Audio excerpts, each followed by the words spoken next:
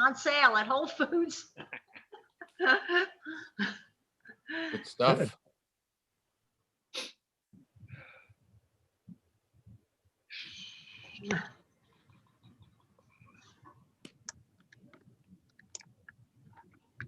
Okay, looks like we're live on YouTube, so we're ready to go whenever you guys are. And I'll start the Zoom recording Oh, also. I just did. Oh, Sorry, got it. Kathleen. Okay, we're good. Okay,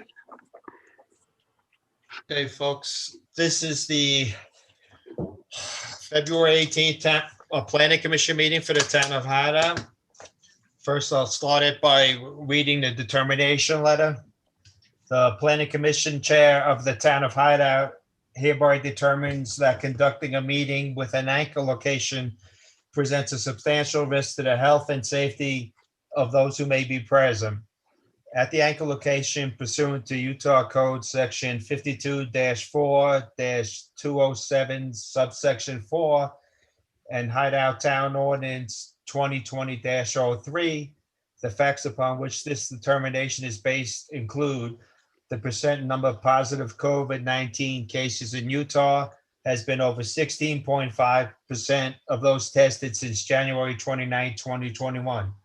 The 7-day average of positive cases has been over 1,264 since February 3rd, 2021.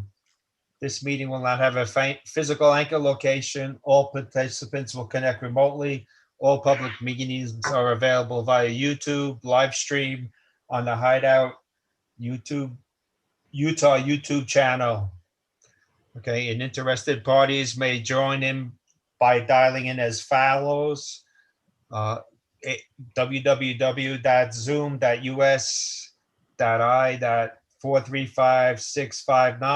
www.zoom.us.i.435-659-4739. Okay. That being said, we'll take roll call. Bruce, Here. Donna, Here. Glynis, Ryan, Hold on. Tony. I'm sorry. I'm Ryan, here. you I here? couldn't get. Yeah, I couldn't get off mute. I'm here. Ryan Sapp. No problem. And Tony's here. Okay, first thing. Glynis is well- here as well. She's just on her phone. I tried to Okay. get her unmuted. All right, thank you. Mhm. First thing we'll do is review of the meetings of the January meeting. Does anybody have anything they want to say about them or have change? They're Okay. fine. Okay, does anybody want to make a motion to accept them? I'll make a motion to accept them. This is Glynis. Okay, who seconds it? I'll second it. Okay, Bruce, Yes. Donna, Yes. Glynis, Yes. Ryan, Yes. and Tony's a yes. Okay, second thing up is the public hearing about Shoreline Ferries 3 subdivision. That's going to be continued to March 18th of 2021. But seeing that it's open for a public hearing, is there anyone who would like to make a comment on? I very much would like to. This is Kurt Shea. Certainly. So, Go ahead, Kurt. okay, thank you, Chairman. So phase 3 of the shoreline project is actually the first chance that the town has had under impartial leadership to thoroughly review this sprawling and very dense project. Phases 1 and 2 were approved by the previous town administration, which I would argue was completely and utterly conflicted. The result is a dramatically dense and poorly planned project. I have many friends up in Shoreline, and I love the interiors of their houses, but the exterior and the way the units are laid out, I think violates most commonsensical planning. There are significant questions concerning the correct calculation of permissible ERUs for this development. and I'd urge the Planning Commission to follow the lead of the town's planning director, probably the best in Utah, by the way, and devote considerable time to understanding how the developer arrived at these density calculations that it claims that they are due. Furthermore, careful consideration needs to be given to a complete redesign of the layout of the dwelling units. All you need to do is look at the town from Route 40 across the reservoir. It's just row upon row of densely packed townhouses with little, if any, open spacing. Obviously, that produces the highest profit margin for the developer, but it's in no way in the best interest of the town or our residents. Finally, given the significant number of current owner complaints in phases 1 and 2, I would urge the Planning Commission to table any consideration of a phase 3 until the town has satisfied itself that the current issues have been resolved and that these construction deficiencies are not going to replicate themselves in this new phase. If you'd indulge me a little further, Chairman, Bob Nadelberg of the town council is not able to be at this meeting, and he forwarded to me a statement that he'd like me to read on his behalf. He's actually in the air right now flying. He sent to me the following. In my opinion, as a resident and that of a town councilman, I'm deeply concerned about Shoreline's proposed plans for future development. The housing density will adversely affect our community in terms of the area's natural beauty, infrastructure, property values, and safety.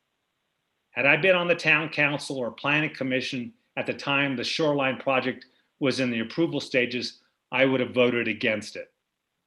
When I bought property in Hideout 5 years ago, the community was represented to me by the developer as having open spaces with gorgeous views and a good mix of housing options. After we moved in, the developer and his cronies on the town council conducted a meeting which can best be described as effectively clandestine and changed the zoning to allow more high-density multifamily housing, thus altering forever the original design of Hideout. This occurred during a holiday time with short notice provided and was unknown to most of the town residents until it was too late. I feel this was unethical. In fact, this is a major reason why I was motivated to volunteer to be on the town council. In our town, I'd like to see a better mix of housing options to include more single-family homes, something which there is a shortage of in our area. Furthermore, on a related note, I'd also like to see the Shoreline Builder GCD do a better job of honoring the warranty work of the existing projects before embarking on any new endeavors. Thank you, Bob Nadelberg. Thank you, guys. Thank you. Thank you, Kurt. Kurt, Okay. I- Brian's here with me and he has a letter actually from Kip Freeman that he wants to read. Go ahead. So I don't know if you guys received this. Kip emailed it through the website. It says yesterday, 2/17/2021, to the mayor, town council, and the planning commission of Hideout. I am writing to request the town to put a 30-day moratorium on approval of any new developments or construction in town to provide time for the town engineer and the committees to review the current process for reviewing and approving construction, performing intermediary inspections, and then issuing occupancy permits. The following is a list of deficiencies that I am aware of in my own neighborhood, which is Shoreline Phase 1, and suggest a widespread problem in the town processes that warrant a stand down to review the process and institute corrective actions and mitigations. Within our shoreline development, at least 4 homes, and I believe personally it's 5, have had sewer backups, flooding basements, or filling bathtubs on the lower level. Some of the findings suggest material failure of the pipes and valves, and others are still under investigation. The town should investigate and determine if they approved original plans that were deficient in design or material requirements, were items missed during inspections, or if there are some other cause that what appears to be a non-random but systematic issue. Also within our development, the utilities were not installed per the plans approved by the town. There are manholes and electric junction distribution boxes placed in areas that were originally identified as parking pads in the neighborhood. Even the irrigation water lines were run in a manner inconsistent with the approved plans. The town should review its rules and processes to ensure developers follow the approved plans or update their plans for approval prior to deviating from them. I also understand there are concerns of low water pressure in areas of town, as well as a tossed spaghetti, nonsensical routing of how sewer flows from developments back to the main line along 248. From a more personal perspective, my own home was issued a certificate of occupancy with the main electrical power box hanging off a couple of 2x4s, not even pressure treated, as opposed to being mounted appropriately to the house. The vanity in my bathroom also has no electrical box, but just wires dangling in the wall. I've been here almost 2 years and both issues remain that way. At best, a certificate of occupancy should not have been issued, and at a minimum, only a temporary CO should have been issued with a bond posted in the event that it had not been fixed prior to the temporary CO expiring. I think a stand down period is warranted to update and fix the policies, procedures, and checklists for approving building plans and performing inspections. I happen to be a vocal advocate for the annexation plan the town has been pursuing. However, I will struggle to support the annexation, which is predicated on enabling a much more complex development that will provide services to the town. If in fact, we don't undertake a thorough review to make our development approval and inspection processes much more robust to ensure the development is safe and successful. If during the review the town finds specific developers to not, if during the review the town finds specific developers to be the root cause of many deficiencies, I suggest that the town then put a moratorium for approvals or inspections on that developer for 30 days to allow the developer to return with their own corrective action plans to fix their own processes for ensuring conformance with the approved plans and codes. Thank you, Kip Freeman. And also, as sort of de facto head of the infrastructure committee, I want to report that we did have TO engineers come out finally with an independent inspector and look at 4 of our homes, kind of redoing the final inspection. And I raised these issues with him, as did Dale Ockman. And he was surprised to see, especially these electrical boxes missing from all the bathroom vanities. I had to replace the vanity, and I took a picture of it because there's just a hole that was punched with a hammer in the wall, and then 2 molly bolts about a ½ inch away from that hole to hold the fixture on, and the wire just comes out of the wall. So that is clearly against any electrical code anywhere, and the inspector agreed with me. So TO engineers are going to write up some of these findings. GCD claims they have videoed just recently, like within a week or two, all the lateral sewer lines of all the 50 units in phase 1, where we've had 10% of them back up, including my own 4 times in the last year and a half. But they haven't given us any results. So I think we should request copies of all those videos. And I think the town ought to have their own independent assessment. I don't trust GCD to evaluate these videos properly, right? There's some systematic issue with either dips or something, you know, or obstructions in the lines. Something's not right, and hopefully the video will show that. So they informed Ryan Taylor of TO engineers that they had done the video, but they haven't given him the video. So I think we should pursue that with all haste and have an independent assessment, at least of the 4 or 5 homes that have had issues as a minimum. And then I agree with Kip. I mean, that's why Kip put this nice letter together. The whole point of having TO engineers come out and independently inspect some of the homes that have issues is so that we can improve the processes, right? But I think we need to hold the builder's feet to the fire. It is within the town right to impose more inspections that the builder pays for, so we don't lose any money on it. And obviously the sewer lateral lines and the electrical work needs to be inspected more thoroughly and probably more frequently. That's my suggestion. I want to add to that also. I don't know if all of you know that there was a house on the upper section of Shoreline 1 that had like a complete basement flood just last week. Both And the it lower level. damaged Yeah. like almost the entire lower level. Yeah, and Dale and Carolyn had the same thing happen a while ago on the lower level. So all three levels have had these serious backups. Fortunately, we've only had them come about a couple inches into our lower tub. It hasn't flooded the lower level like these other two, but several other people have had the exact same thing happen that we have. So there's clearly a systematic issue here. I'm told that we are gravity drains. We don't have backflow preventers, so that's not the issue. So I believe it's either an improper design, not the proper slope, or it's an improper installation, or both. And we need to get to the root of that. Obviously, we don't want to have this continue in the new developments. Can I ask, Glennis, since you're in Shoreline 2, can you comment? Have you heard of any issues of this type down there? Yeah, I have not heard of any major issues down at our end. But I am wondering, as I look at the plans, you know, they've changed the 2A, where they're going to be putting, or they're asking to put different, a different style of home above our street. And now there's no room for any off-street parking. So that's a concern that I have. Yeah. And is there? I think I'm sorry, Glenn. I think Kurt was kind of referring to that too. The fact there's very little space between the homes, right?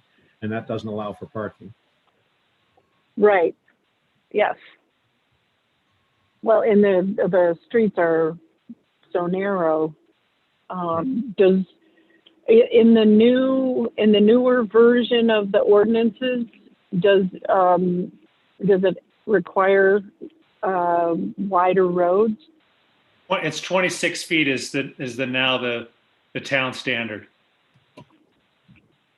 Is that what they're showing in the? No. In the okay.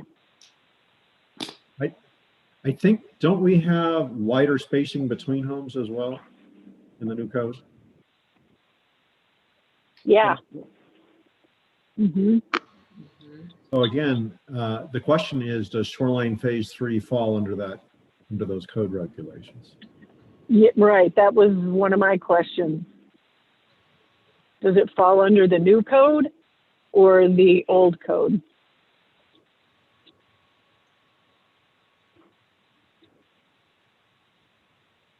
Crickets. Thomas, can you answer that? Nobody answered that. Sorry, I was on mute.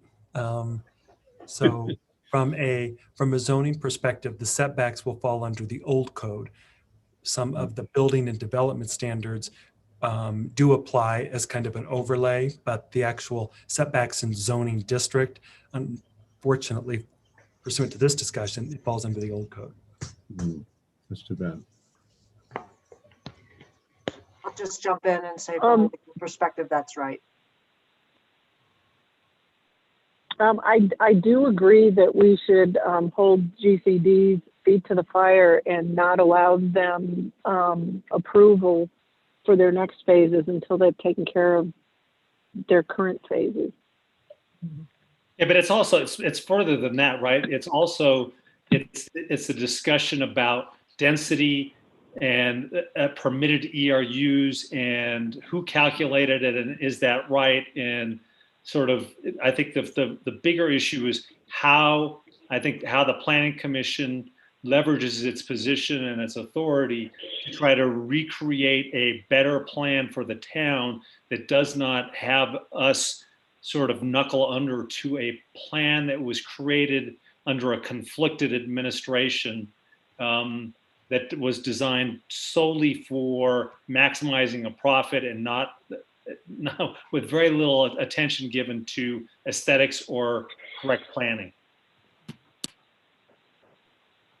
I just want to say, though, I understand the frustrations, from a legal perspective, the issue you have is that where certain entitlements have been granted or vested, it's very hard to go back and change that. So it would, we can't just say you can't do this once they've already gotten the town's approval, even though we know at the time the town wasn't, Kurt, I think you put it pretty well, like at least unbiased, we have an administration now that has no ties to the developer. We're trying to work with that as best we can, and we can make sure that they meet our code as much as possible. That they meet our code. There's some parts of it which are vested to the old code, but that we're going to be as stringent and interpret it as closely as we can to make sure that health safety is adhered to, and many of the issues are going to be addressed as best we can. And So, Kurt, so Polly, I'm sorry. just one quick Polly, thing I had to Kurt, what Kurt was saying, just real quickly. And Kurt, along that line, we are looking at the overall master HOA VMDA in terms of density calcs, because we do want to make sure that that is correct. You're right. That is something that we have not had the opportunity to do. This is the first subdivision that has come in under the master HOA and Hideout Canyon MDA, the boundaries. So we are looking at that. That is a good point. That's exactly what I was going to say. Can we look at that?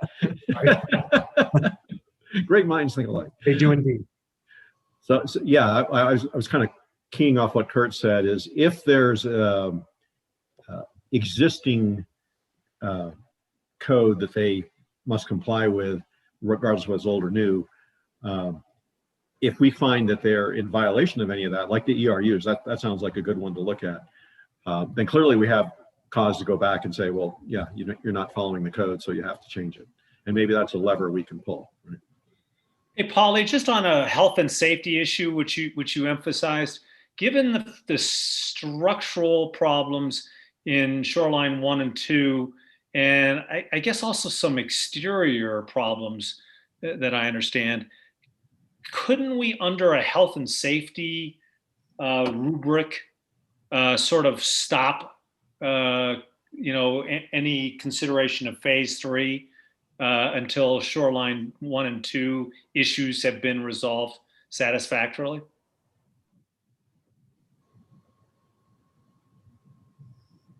They're somewhat independent of each other. So if they're being built to the same standards, and we've seen that those standards aren't safe, then of course, they have to comply with current building codes and requirements that we have regarding health safety, but they are somewhat independent. So you can't really, just because they did a bad job with the first 2 phases, unfortunately, they still are entitled to move forward with their next phase. But we would also make sure that, for example, that we have enough bonding to deal with potential issues. And some of those issues are already highlighted by those first couple phases. So Polly, pulling on that string a little bit, completion bonds, can we change the rules for those? For example, could we have them charge them an additional completion bond for their sewer problem, because we've seen problems in phase 2, right? Or phase 1 rather. Is that enough evidence to say, well, we're going to do, not only we're going to do more inspections, I know we can do that, but can we also increase the completion bond on the homes because of that issue that we've seen? Is that enough of a pattern to justify that? No, we have to treat them the same as anyone else. So if we think that we need more bonding for sewer, let's say, because we're having issues, then that would have to be a uniform change within the town. We can't just single out and say you did a bad job in phase 1, therefore we're going to do a greater completion bond or warranty bond. But that being said, the other disadvantage we had with phase 1 and phase 2, because it was a prior administration, it was a lot of those protections weren't adhered to very closely. And that's not the case anymore. We're making sure that the town is protected as much as we can do it under our code. Well, just pulling that string a little bit more, if we just make it, I wasn't saying to single out one builder, but if we increase the completion bonds for sewer, let's say, for everybody, can we do that unilaterally? Does that require a code change? But what's the process for doing that? I see Ryan Taylor's on. You want to jump Yeah. in? Yeah, I'll just, I agree with what Polly is saying. Is no, we can't arbitrarily do something different with this subdivision than the rest of the town. That said, we are doing things very differently now than the previous administration with relation to all bonding. And so some of the inspections and issues we've had, I think we're doing a much better job watching what's going on and getting bonds in place now than the prior administration. So without picking or singling out any individual developer, I suspect that we will have larger and more bonds moving forward than they had in the past.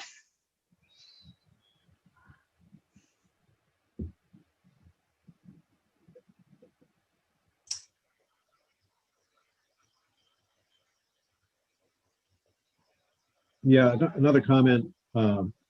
Brian and I have been discussing at great length the issues with the slopes along Shoreline Drive and Shoreline Court, or Shoreline Court.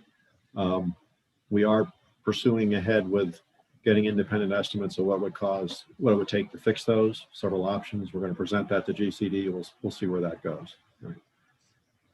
But their own geotech firm agrees with our geotech firm that what they call raveling is an issue, which is the rocks falling off into the road, which is a safety issue. So I'm not sure we have a specific code for that, but it's clearly a safety issue. So we are pursuing that from an infrastructure standpoint. I will add that Shoreline Phase 3 that we're looking at tonight doesn't have that same issue with those major rock cuts. It does have some cut and fill slopes, and I do anticipate those to change between now and what might be resubmitted in the near future. But one of our comments is how is addressing that stabilization. But I anticipate that the magnitude of the cuts is much smaller, so I don't anticipate that particular issue in phase to be reoccurring in Phase 3. Yeah, it's much flatter land down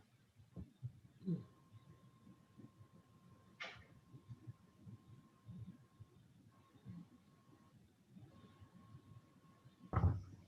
Looks like Dale has his hand up. Is he able to, can someone let him in? There he is.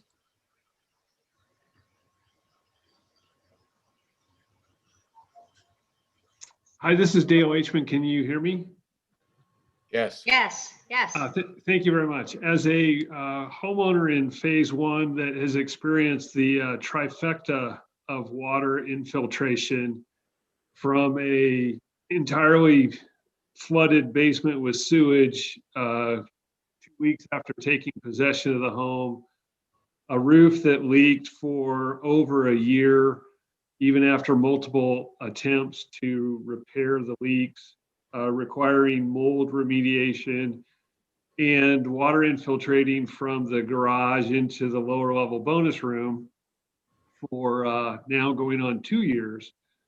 I can share frustration that was raised earlier about the improper design or poor workmanship, not sure which of the three it is, that has been experienced up here.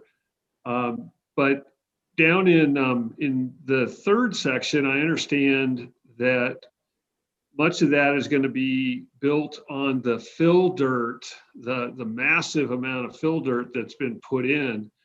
And my common neighbor of our unit, he had the southwest corner of his building sink, causing damage to both levels of his home. So I would be very concerned about the stability of the soil, considering that they have filled in hundreds, if not thousands, of trucks of fill dirt.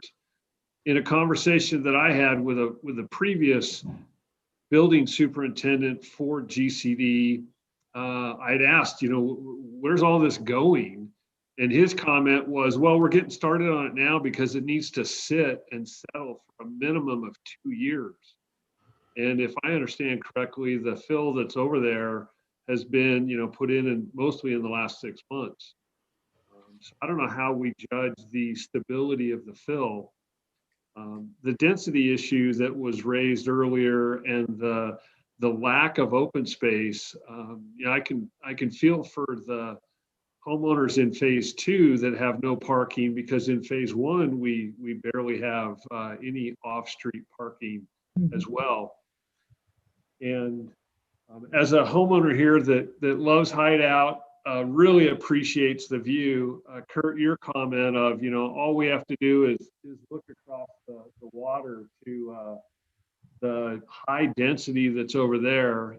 Just the other day, I was driving home from Heber on Highway 40, looking across at Shoreline, and really all I could see was the high density of phase 2, and then the massive amount of dirt behind it, where you can just imagine are hundreds of fourplexes that are going to be going in. So I like Kip's idea of, hey, let's take a look at our procedures and figure out how we have safe buildings for people to live in. Having lived through a sewage flood and mold remediation, that's not something I'd wish on anyone. And unfortunately, the high percentage of homes that have had that occur up here, we don't want to have that happen down below. And again, I think it's a design issue, probably more so than an installation issue, given that it's impacted a high percentage of homeowners.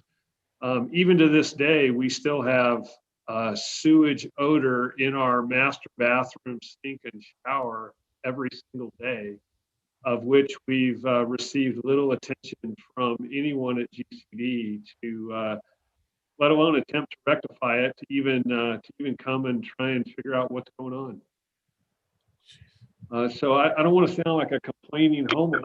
What I do want to sound like is someone who has experienced a very high level of frustration with GCD being more concerned about selling new units than taking care of the community that they are in very large part establishing here. And when they build out phase 3, they may even, when they finish phase 2, they may have more homes here in Hideout than exist currently. So they're a major impact on our community. Thank you, Dale. Thank you. I believe Mary Freeman has a hand up. I do, thank you. Can you hear me? Yes. Okay. I'd just like to reiterate what my husband has said in his letter, which I think is very important. It was a very wordy letter, but there's a piece that I feel is very important. Yes, GCD is not doing the best job possible. I understand that. We all know that. But are we taking an inward look?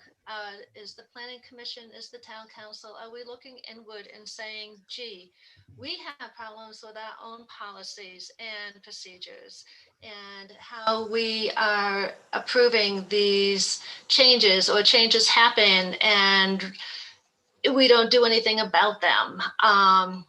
That's my concern. Have we taken an inward look since phase 1 has happened and said, gee, we've screwed up too. It's not just GCD that dropped the ball, but we have too. So where do we stand with that? That's my biggest question.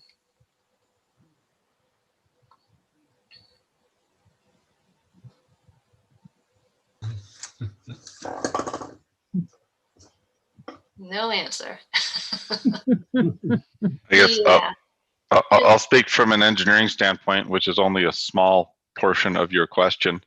But between Shoreline 1 and 2, my firm took over and has started doing more inspections and doing a number of things that I think have improved, not everything in phase 2, but we did a lot more in phase 2 than was done in phase 1. And then this is an opportunity for us to do even more in phase 3. It's the first set of plans that we've been able to review and approve. And you'll see that you have a letter from both Thomas and I tonight that's a few pages long with issues of things we want changed in the plans and updated to make the plans better and more accurate before we even get to construction. And then we have people on site during the construction to where if plans are changed or modified, we can have that discussion and go back to the drawing board and bring that back to you if it's needed. If it's a substantive change or if it's a minor improvement, make sure that engineering or planning are on board and support the change before it happens. In the past, it seems like once there was an approval, a lot of changes were just done in the field and accepted after the fact. And I think we're changing that, but it has been a slow road. And I apologize, that's only a very small answer to a very small part of your question. It's the only part I can help you with. Okay, thank you. And Mary, this is Thomas, the town's planner. I would also add that since Shoreline 1 to now, the town has rewritten the entire zoning code, and the development and building regulation standards have been rewritten. And so there have been significant changes since phase 1. Again, the zoning districts will not impact this particular development because it's vested under the prior zoning districts in terms of setbacks, et cetera. But the building and development standards will prevail and will be the code for this particular development. So you will see a more stringent review in terms of building and development standards. Okay, and are you guaranteeing that we do have that manpower to make sure that everything is inspected properly from the sewer lines to the electrical to the irrigation to where the parking pads are supposed to be and the electrical boxes, and we have that in place? We have that. Yes, I have staff up on each construction site multiple times a week. Less frequently during the winter right now, but in the summer we're up there multiple times a week, and we'll probably be up there every day this, Monday through Friday this summer. Hey Ryan, can I just ask you a question about the movement of soil onto phase 3? Given the fact that the town hasn't approved phase 3, does the developer have the right to en masse move lots and lots of dirt onto that piece of property? There's a debate on that. Certainly you can you have certain abilities and rights when you own property. The town did grant an excavation permit for the mass grading. So that was permitted, and as part of that permitting, they have been doing inspections and density reports, and TO has been reviewing those. I don't know that we've reviewed all of them and assured everything is perfect, but I know there have been reports, and we have been getting a lot of those reports. And we did, after some discussion, approve an excavation permit for that work to be done. Wouldn't that have to come before the planning commission or not? Or is that just an administrative issue? It was done as an excavation permit, which is currently an administrative, is issued administratively. Planning commission, I would urge you to look at removing that from the administrative apparatus and into more policy making. Thank you, Kurt.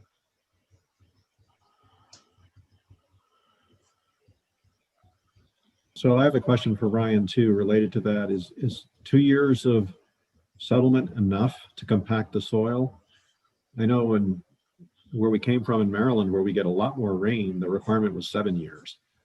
And quite frankly, I built a patio that had been over 10 years and it still settled, right? Even though I put 3-foot deep piers under it. So I know it can settle much longer than that.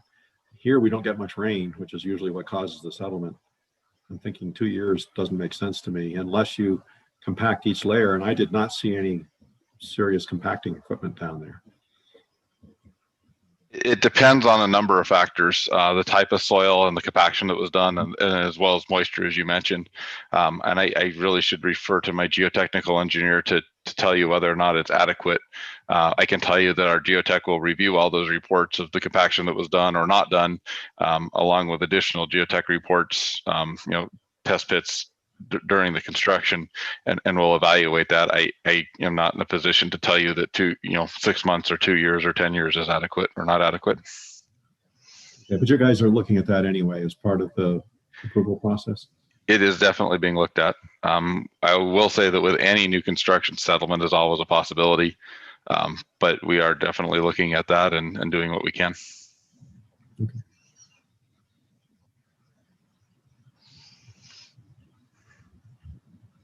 Tony, this is Thomas. I saw earlier that Brett Rudder's hand was up. Maybe it timed out, or maybe the question was addressed, just as an FYI. Okay, I didn't see that when I was looking before.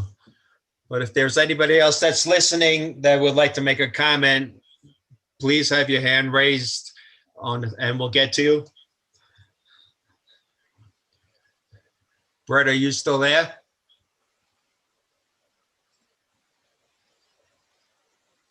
Yes, I am here. I think my question was partly answered. I think I realized that they were grandfathered in under old rules and old requirements, but it does seem that there are still warnings that could be made, and maybe the advanced discussion with GCD that the town planning commission will do what they feel is necessary as an independent party to warn potential future buyers of these deficiencies, that while grandfathered, they're still deficiencies believed. And that's why the current codes have been changed with regards to the narrow streets, the parking, and other problems.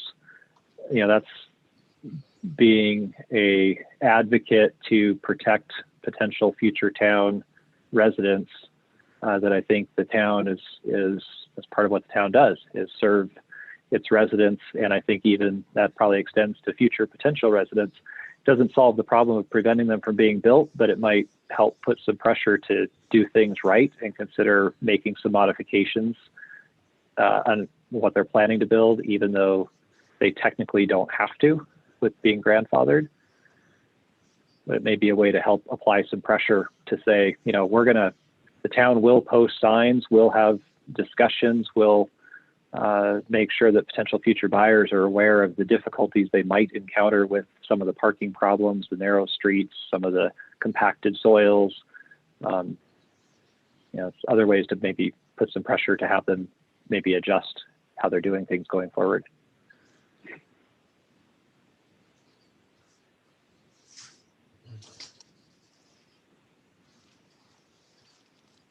Thank you, Bert. Is there anybody else that would like to make a public comment in regard to this? Looks like Carol has her hand up.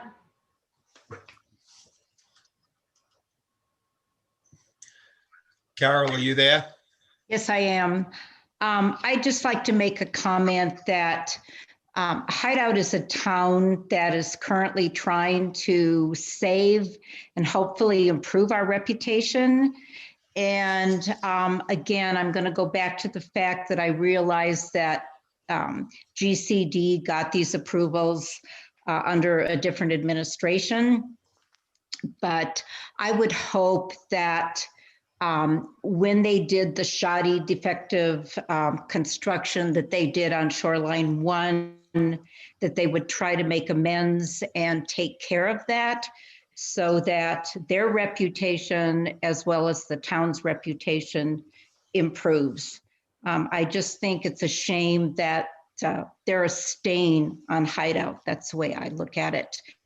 And I'd just like to make that comment. I really hope that GCD tries to work with Shoreline 1 and rectify things. I mean, there's other issues that were not mentioned. There's health and safety issues from the improper installation of the gas, of the hot water heaters and furnace outlets that create gas. It causes gas to go back into the homes. as well as the odors that Dale talked about. Last summer, they came and replaced all the roofs, and now a lot of those roofs are still leaking, and they just need to do a better job. We just need to think about the town's reputation. That's what I think, and that's my comment. Thank you, Carol. Looks like Tom Sly has his hand up. I do. Thank you all. First off, I want to say thank you all for the work you're doing. I don't know if I could turn my camera on. I can't. It's okay. Thank you all for the work you're doing. I think it's great. So having lived for 2 years in a shoreline cottage, I'm familiar with a lot of the problems you're talking about and the work that GCD did. I mean, we're fortunate. The views are wonderful. It's a fabulous place with fabulous neighbors. To kind of address one of the comments that Carol made there, we just built a house, down on Longview. We're still not through the DRC yet. And, if we want to improve the reputation of this community, let me just tell you a little story. 8 years ago, my wife and I were looking to move over here, and we kicked the tires for a long time on a lot on East Lasso. We were told by mortgage bankers, we were told by builders, we were told by other realtors that it's a horrible place to build, and it's the most onerous building process in the design review committee in the state. And so, and we moved to Tuhey instead. We almost bought, we kept getting people telling us and warning us. And I travel a lot, and my wife was just like, I don't want to do this on my own. So we chose to move to Tuhey, and we did.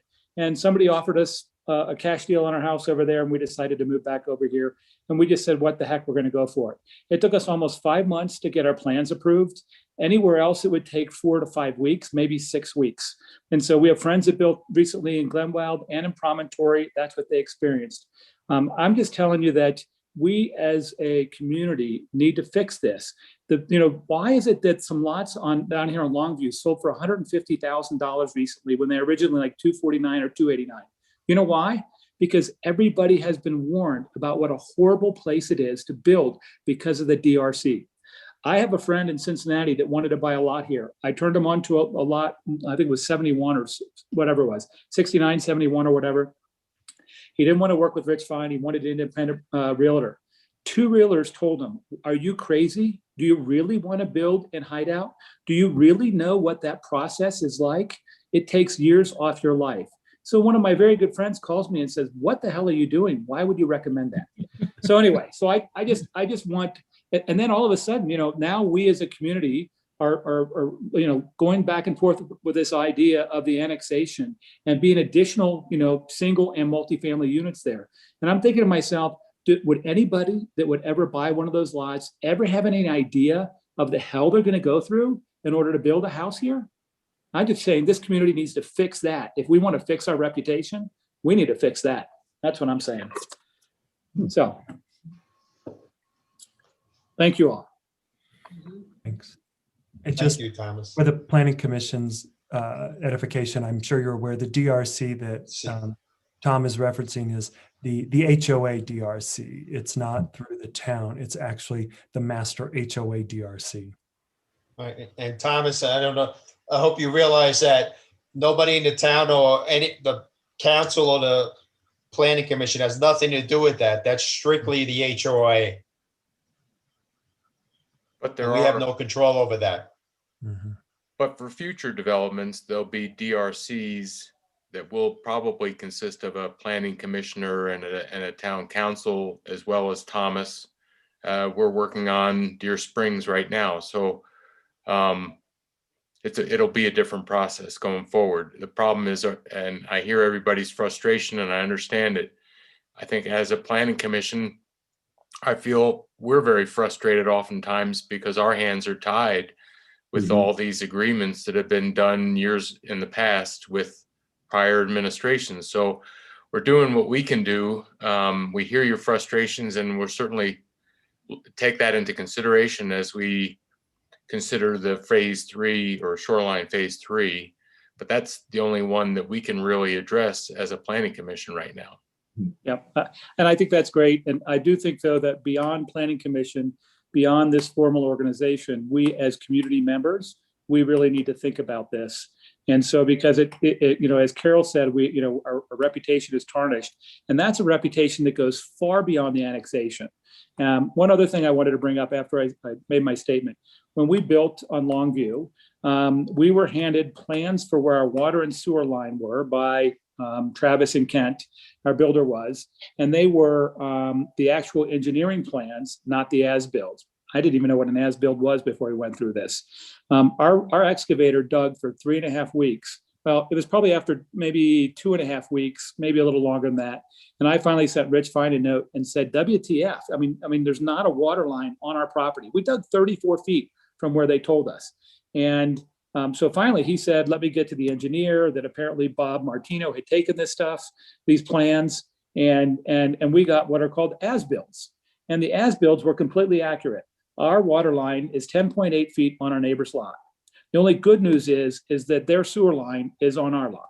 And so, but the point is that, again, we're thinking about the reputation, thinking about good people buying. We spent $35,000 on bullshit excavation because the town couldn't provide us with very basic as-built plans that I got from our realtor. You know, I got from the realtor like with one email. So anyway, just again, these are the things that we need to think about as we're thinking about future owners, future people that are building today or tomorrow. We got to get better at that. And I mentioned it to Phil, and he said, you know, he went through the same stuff. And I'm going like, and then you knew it. Why don't we fix this? So I'm just asking you all to please, wherever those plans are, let's make sure that future home builders don't have to go through this, that they get the as-builds. And if we don't have them in the town right now, let's get them. And so let's make it a much easier process. It's hard to build here in Hideout, I can tell you that. Anyway, we love it here though, and we love the neighbors. We love all you people. Thank you. I'll just add real quickly to that. We are still tracking down the historic as-builts, and I'm not sure that they exist for everywhere, but we have been able to locate some of them. And moving forward, it is certainly a requirement before acceptance. So we won't be accepting any more subdivisions without those as-builts because those are critical drawings. Moving backwards, it has been a challenge, and a challenge that we continue to work on.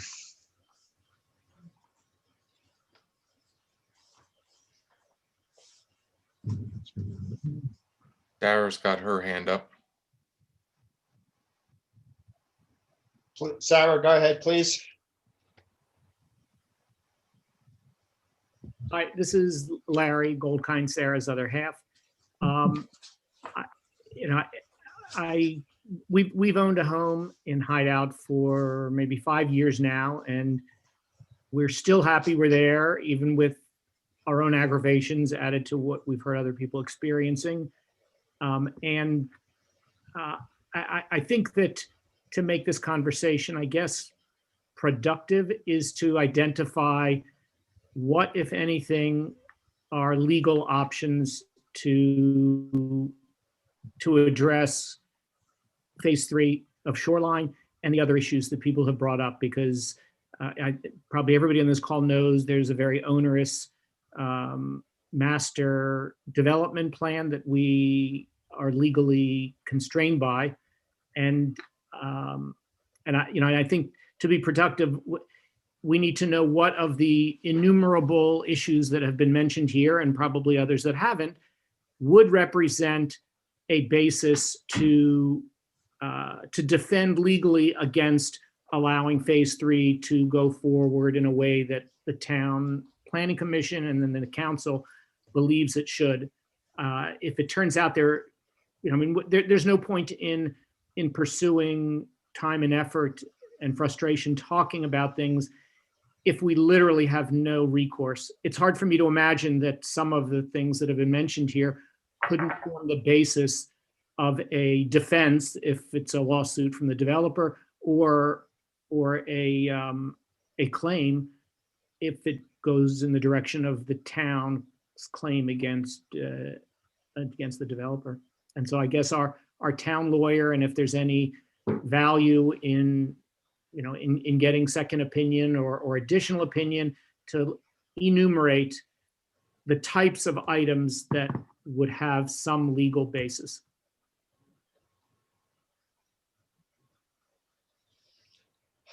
Paula, do you care to take a stab at that? Not really. You know, I know it's frustrating and it's very hard to parse out. Well, it's not, you know, most of the issues are homeowner issues against the developer.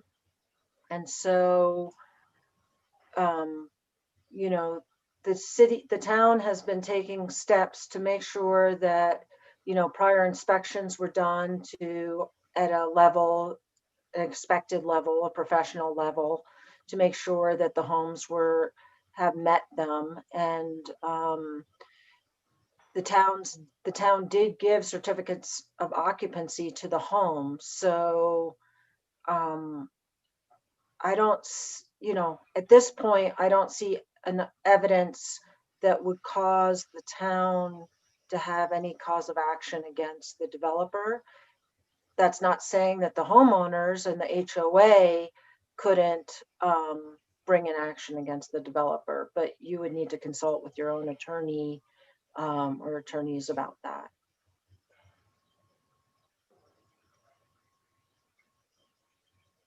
I believe at this point, the HOA is still controlled by the developer. Someone mentioned to me that that was getting transferred over. Is that the case? Not yet. We're not allowing it to be transferred until they fix the problems. Okay. That's the one hold we have on them, but it's not much of a hold. Mm-hmm. Well, that doesn't mean that the owners can't, you know, so it wouldn't be an action by the HOA per se, but it could be the owners. I know that because I live in Shoreline 1, I know the issues that are here, but again, I had asked Glennis if she knew of anything down in Shoreline 2, but have we surveyed them at all? Like, have they done their 90-day inspections, and do we know any of the details? I mean, I'm sure there could be things that we're not aware of. I mean, I'd be curious to know where we are in that. Ryan, do you know, are you involved in any of like the 90 days? I'm not sure. We're not involved in any 90-day inspection. We are involved in the building code inspections, and all of those are in a program that the city has, and would, as far as I know, are all being approved and approved well. The inspector you met the other day is primarily out there doing those inspections, the boots on the ground, day in and day out. He has a few other backups and resources when needed, but he's there most of the time doing those. And I talk with him frequently, or his supervisor frequently, and my understanding is that it's going well. They are catching things and you know, failing inspections and going back and having, you know, things caught and, you know, fixed. Are we catching everything? Probably not. And I mean, I want to be careful how I say that. I think we're doing as well as any municipality, but it is very hard for a building official in an hour or 2-hour inspection to catch absolutely everything. And so is it possible that something gets by and misses something? Unfortunately, it's a reality. The other thing to note that is often misunderstood is that we're inspecting for the International Building Code. And unfortunately, as big as that book is, and as thorough as that book has become, there's a difference between, is the home built well and is it done right, and does it comply with the International Building Code? And so, for, you know, some examples that I've heard, not specific to this, are, you know, tile falling off the wall. Well, unless the tile's actively falling off the wall when the inspector is there, that's not something we would watch, or an International Building Code kind of issue. But as a homeowner, I certainly understand the frustration. And so, yes, in Shoreline Phase 2, I believe our building, and actually not just Shoreline Phase 2, but in Phase 2, into your waters, into your springs, and, you know, everything in the last 2 years, I believe our building official is doing a decent job of catching as much as is possible, and that the code allows. And I want to be careful to say, but at the same time, I'm sure we're not perfect, but I don't know where we're not perfect. Ryan, did your company inspect, one quick question, did your company inspect Phase 1? We completed, the transition happened near the end of Phase 1, so we did not do most of the inspections on Phase 1. Does anyone know who did? Yes, we have that information and we have copies of all of their available inspection records.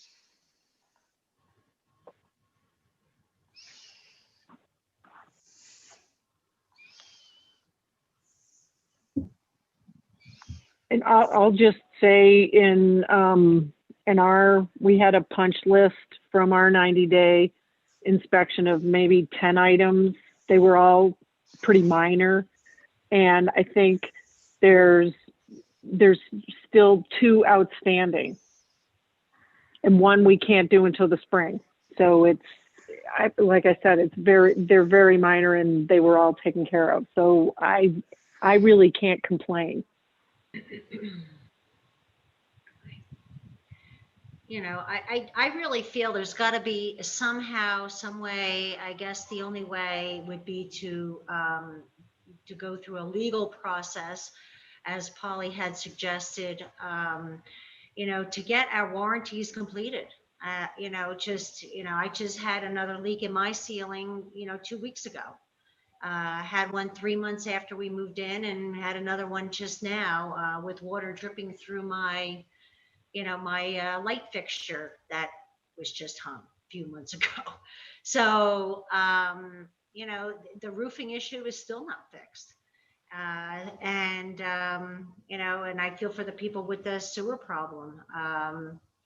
And I have stuff on the floor, things that haven't been fixed here, not a major issue, but more cosmetic, that they've known about since day one. And so I don't know how we can move forward with this, because I would like to, like someone had mentioned, to be productive in this meeting and see what is the plan, how can we move forward.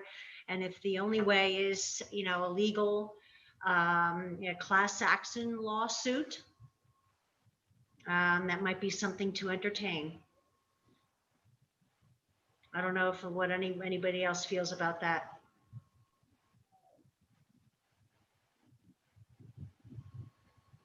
I'd just like to say that most of the comments tonight really, go to the heart of issues that are probably not planning issues as much as inspection and issues that are obviously very worrisome.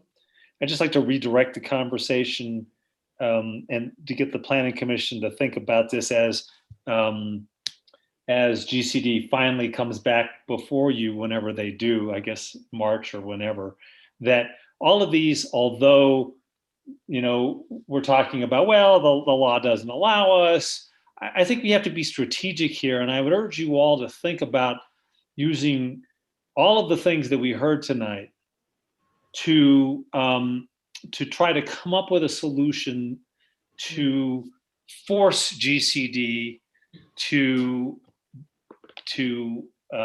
redesign phase 3 to make it less dense, to provide more open space, and to improve sort of the quality of our town and the neighborhood. And I understand Polly's point that, well, maybe that's not something that is completely within our rights as a town to do. But I think the other point to think about here is if we slow the developer down substantially by not allowing him to do phase 3, and he wants to take some sort of legal measure, you're talking a year's worth of his time to litigate these issues. Bad publicity, loss of new construction.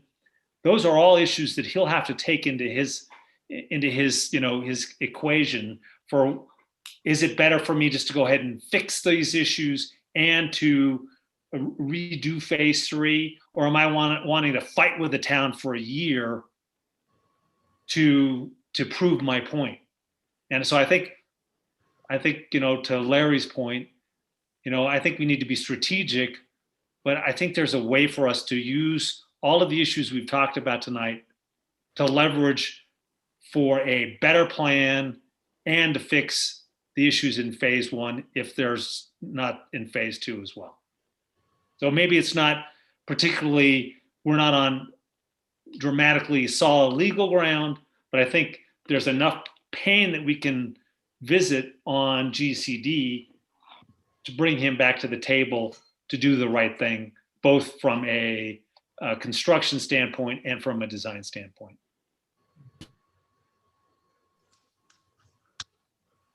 Thank you, Kurt.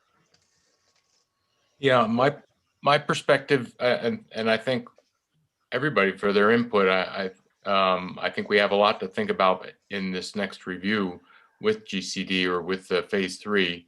I mean, the roads, the egress and ingress and egress issues, and slope and soil compaction. There's a lot of things to look at here, and it's not going to be an easy meeting, I don't think. But I certainly appreciate everybody's frustrations and perspectives, and I'll take that into consideration.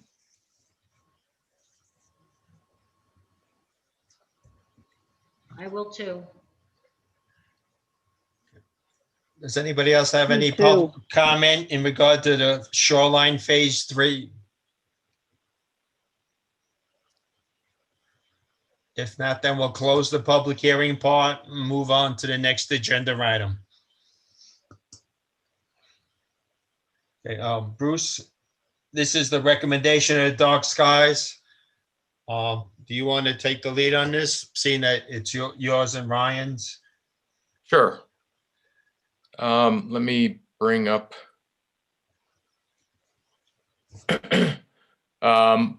between our last meeting and this meeting, Thomas has been good enough to go out and put the draft version of the Dark Skies lighting. Let me see if I can just share this.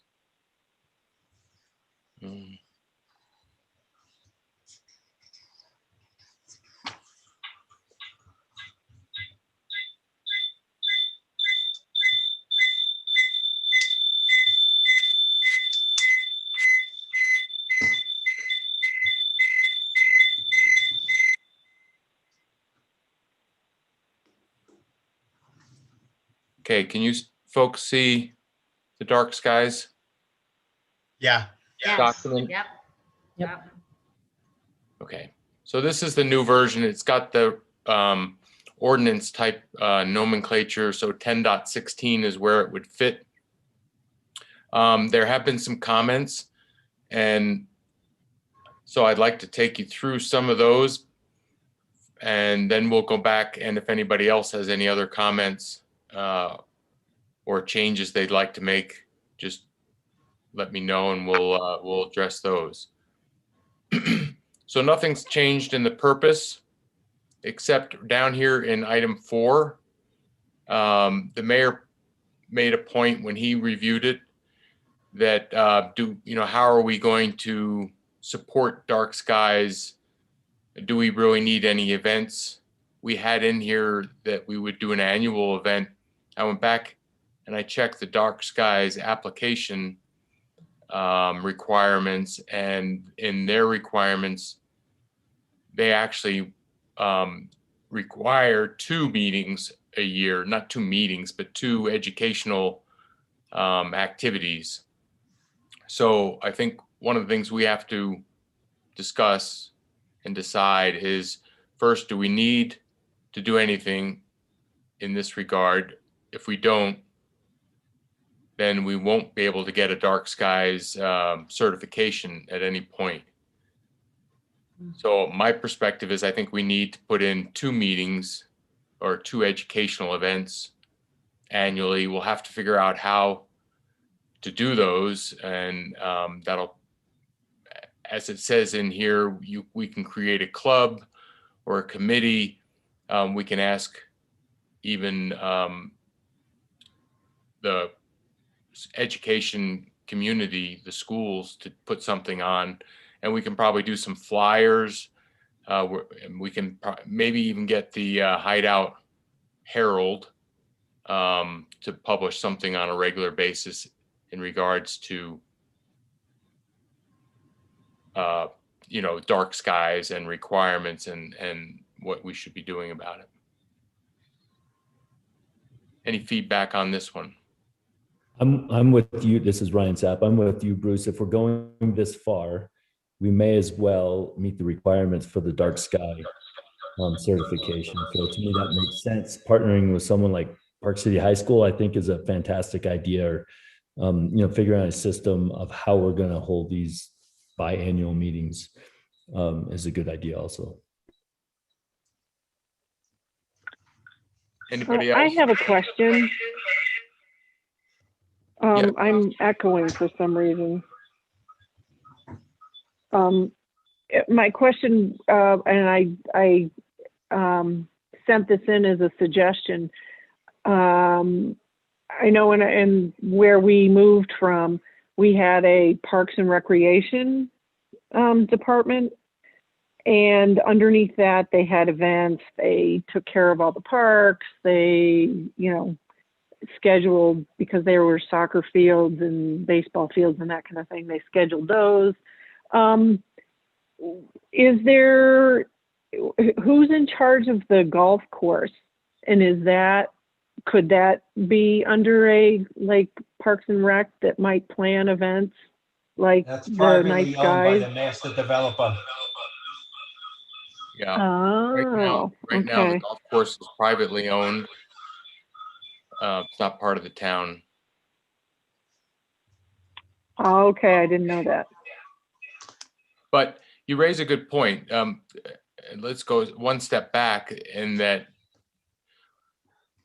there are certain requirements to get a dark skies certification.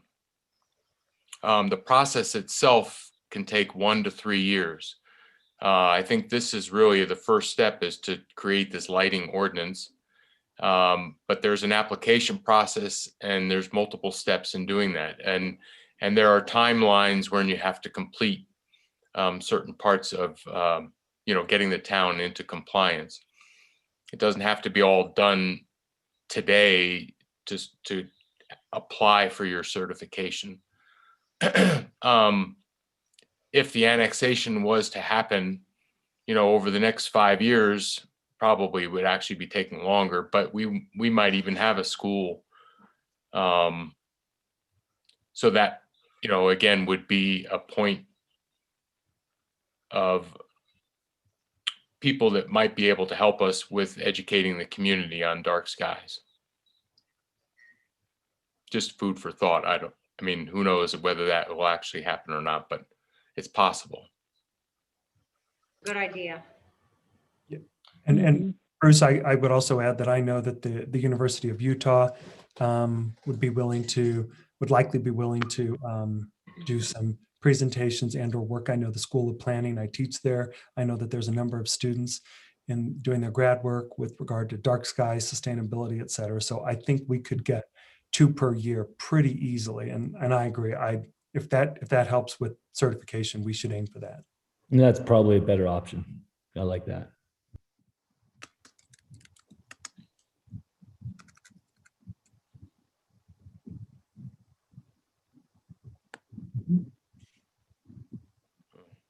I'm in trouble with my cursor today.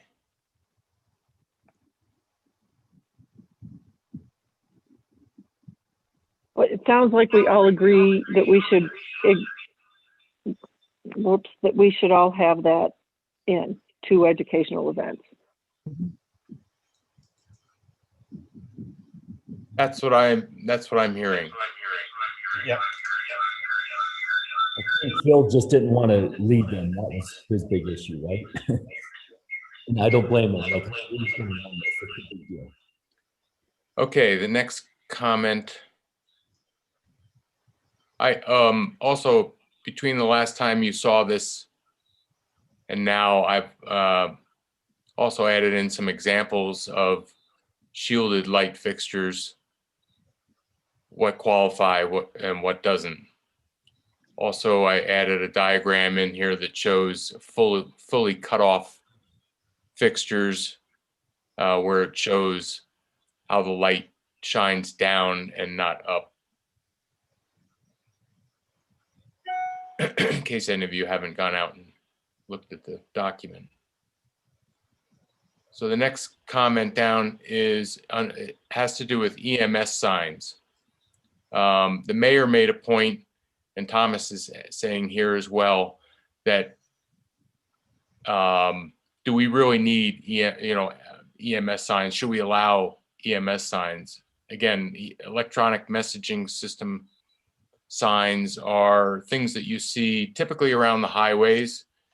You'll see one as you come up 248, just past Route 40. You'll see a sign that says Summit County requires face masks. You see big signs on 40 as you're going north towards Home Depot, again about face masks, but they tend to be public safety signs, the big signs. And the mayor said, do we need them, and should 10 feet be this, the maximum size, or could it be smaller?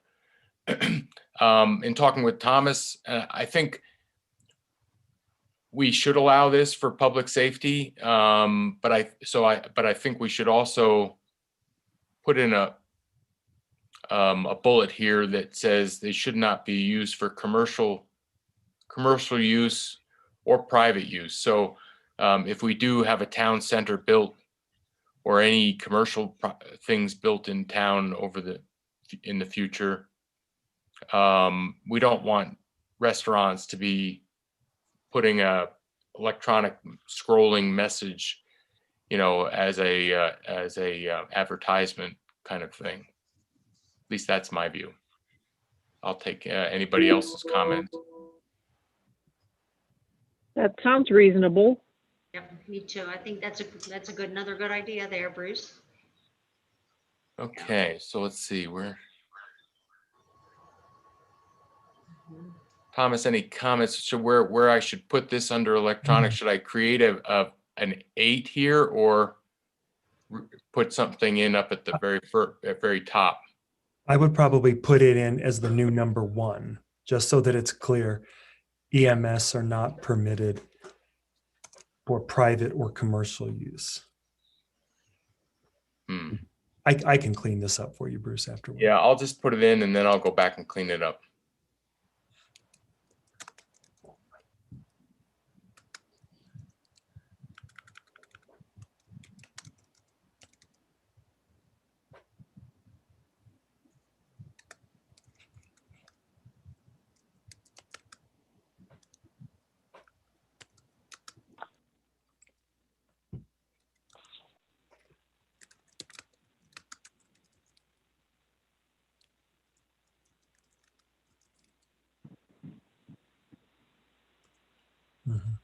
Okay. Yeah, I think that'll help. Yeah, I think because prior to adding that clause, you could also run the risk of you can get into billboards and all sorts of other things that you don't want to have to deal with. Yeah. Any comment on is 10 square feet, which would be 2 feet by 5 feet or 3 foot by 3 foot type size? Is that big enough? I mean, even a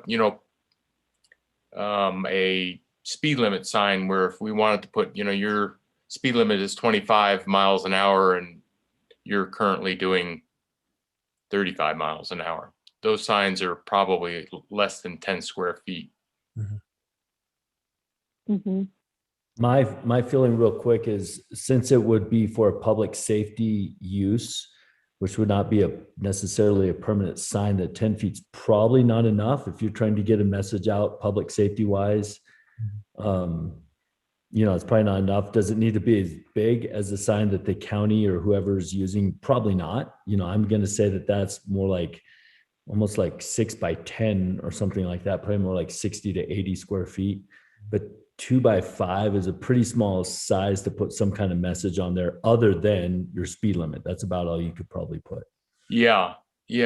I think that's a good point. That sign that is on the way up from 248 it's a temporary sign. It's one of those things that can be wheeled around and put into different places. I don't envision any permanent signs in town, but again, a school, for instance, could have a sign saying, here, what kind of events they might be having, whether there's a football game or a basketball game tonight, that kind of thing. So yeah, 10 square feet is not very big.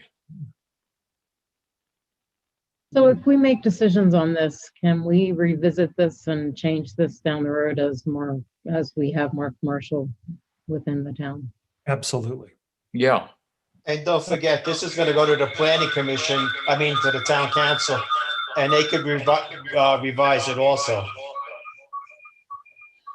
Okay, so part of this, once we approve the whole ordinance or whatever, are we gonna make it like a annual is it gonna be reviewed like annually or? We try to look at the ordinance overall annually. That's about right. But also it can be on an as needed basis. And so if an issue arises that we feel our code didn't address, for example, that's a good time to certainly come back and incorporate a clause into the ordinance. So maybe it's roughly annually or as needed. What I would say here in this case, if you wanted, you could put it maybe at 50 feet, and between now, the planning commission will make a recommendation to the council tonight, and then it goes to council for approval. We would have time to do a little bit more research between now and the time it goes to council if we needed to make that 40 feet or 75 feet. If we wanted to go out and measure what some of those typical portable EMS signs are, we can do that between now and the council. I just want to echo too what Thomas said, is anytime you're recommending an ordinance, just remember ordinances are not set in stone. I mean, they're supposed to be living documents and responsive to your needs. So whenever we see issues, that's, we can come back and amend the ordinance so that it meets the needs of the town. 25 feet. Can I suggest that it's 25 feet? Sure. And I can always do a little bit of research between now and council, but yeah. It's up to you guys. And I would say no bigger than the sign that's that the county has there that Bruce was referencing. Because that's pretty big, but it's also, if it's for safety, or something we need to say, you want to have room to say it too. 35 by 6. Yeah, I agree, Donna. So I think, Thomas, it's a good idea. Maybe we run out and measure that sign. Okay. A piece of plywood is 4 by 8, which is 32, square feet, which seems like a reasonable size. But if we say that, and then these signs are 36 square feet that are pretty standard, something that we want to wheel in, we have an emergency fire or evacuation or something. No one's going to say anything. I get that, but let's just, hey, this is a pretty standard size for a temporary type of sign. And then something that would also accommodate, let's say, a school or, any kind of public, I don't know if school would actually qualify, but something like that. It's not too onerous. Yeah, I think a school or, a new town hall could advertise, a meeting or something. And again, this is kind of the maximum size. I would think we would have to, as buildings were being built or somebody came in, they'd have to be requesting, and based on the purpose of it, it wouldn't have to, they wouldn't all have to be the maximum size, obviously. Yeah. So I'm comfortable with something in the 40 to 50 foot range, I think, as a maximum size. Again, square foot. I would say 50, but that's what I'm thinking that sign is out there. 5 by 10, probably.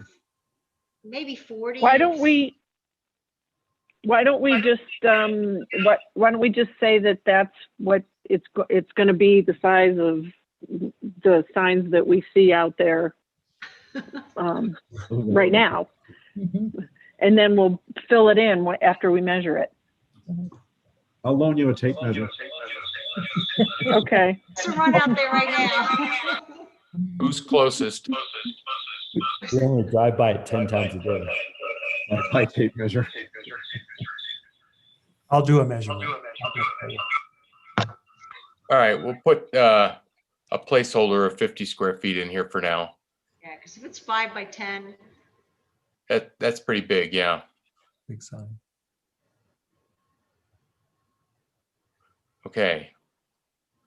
Let me go down to the next one.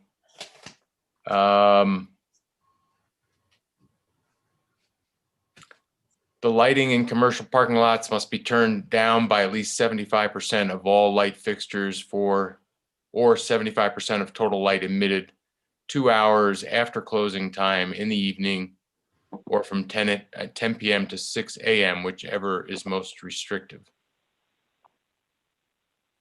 This is a clause that we're starting to see used in different places around the country, specifically those areas that are trying to meet dark skies, because most of the light pollution ends up coming from, could be gas station parking lots, it could be a Walmart parking lot, it could be any commercial parking lot where they end up leaving the lights on overnight.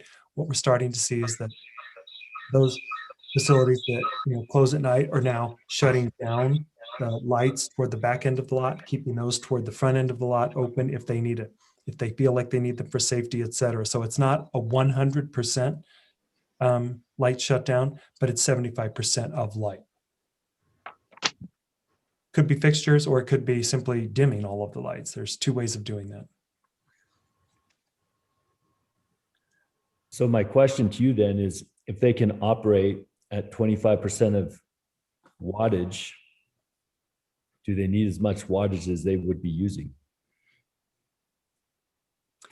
If they can operate at 25%, should they have as much light as they do have? Yeah, it's well, there's the $100,000 question, right? We definitely overlight almost all of our parking lots in the name of safety, and that's not a bad thing necessarily, right? But I think that the idea of being able to turn most, in this case, 3/4 of the lights either off or dim all of them appropriately during the hours of 10 to 6 or after closing, right? I think is a good idea. We don't have any objective way to say if they are really using too much light in parking lots, to your question, Ryan, but we do have maximum caps in terms of lumens in this ordinance. So they will have a maximum that they can emit anyway. And what we're saying is, if you go to that maximum during closed hours, you're turning those down even lower. Is there a reason during closed hours for them to have the lights on? What kind of application would you see that work? Maybe a bank with an ATM or something? A bank with an ATM. It could maybe be, if it's a grocery store, you might have some employees stocking shelves overnight, and those cars would probably park toward the front of the lot. So they might shut off the back half of the lot, but keep it safe in the front part of the lot for their employees. And so out of respect for those kinds of needs, maybe deliveries, et cetera, I think you want to allow some light. Makes sense.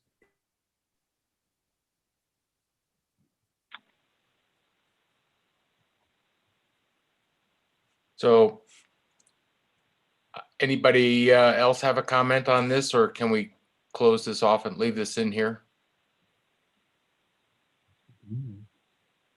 I think we should Nope, leave it sounds there. good. Okay. Gas station canopies. I had one other thing that was up at the top that maybe, let's see, are we at lighting control?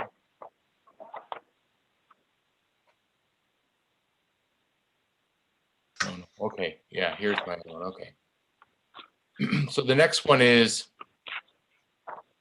do we prohibit dawn to dusk lighting explicitly? Under lighting control, what we have currently says light fixtures with motion sensors and or timers are required to minimize the duration of nighttime lighting.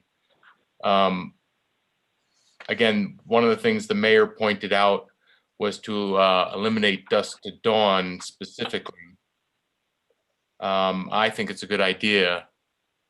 I think we want to promote people putting, for safety purposes, put a motion sensor or a timer over their garage or over their front porch, so that lights aren't on all the time.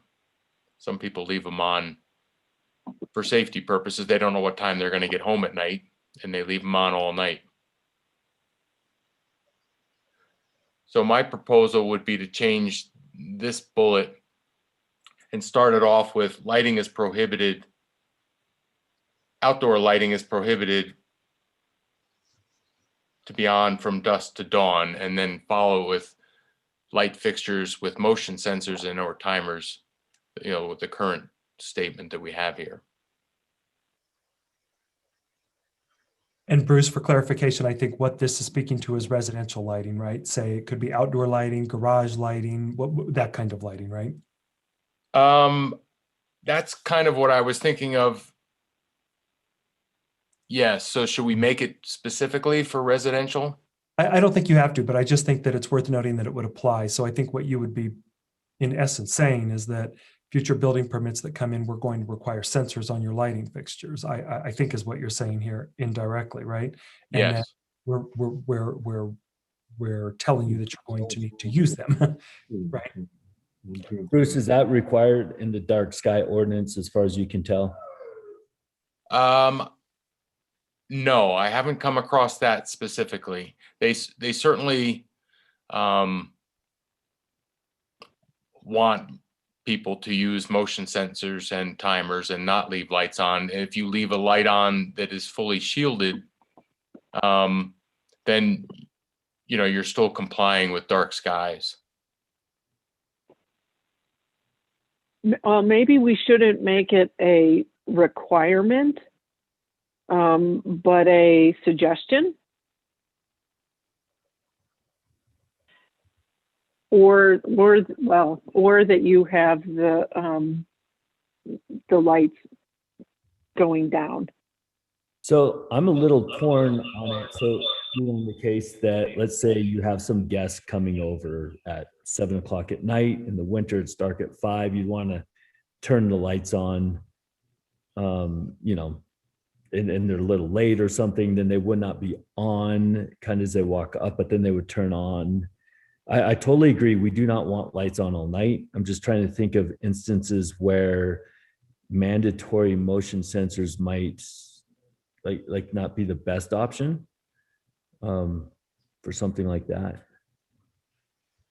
Well, yeah, there's some kind of gray areas when you think about, well, I've got a light switch, so I can control whether my light stays on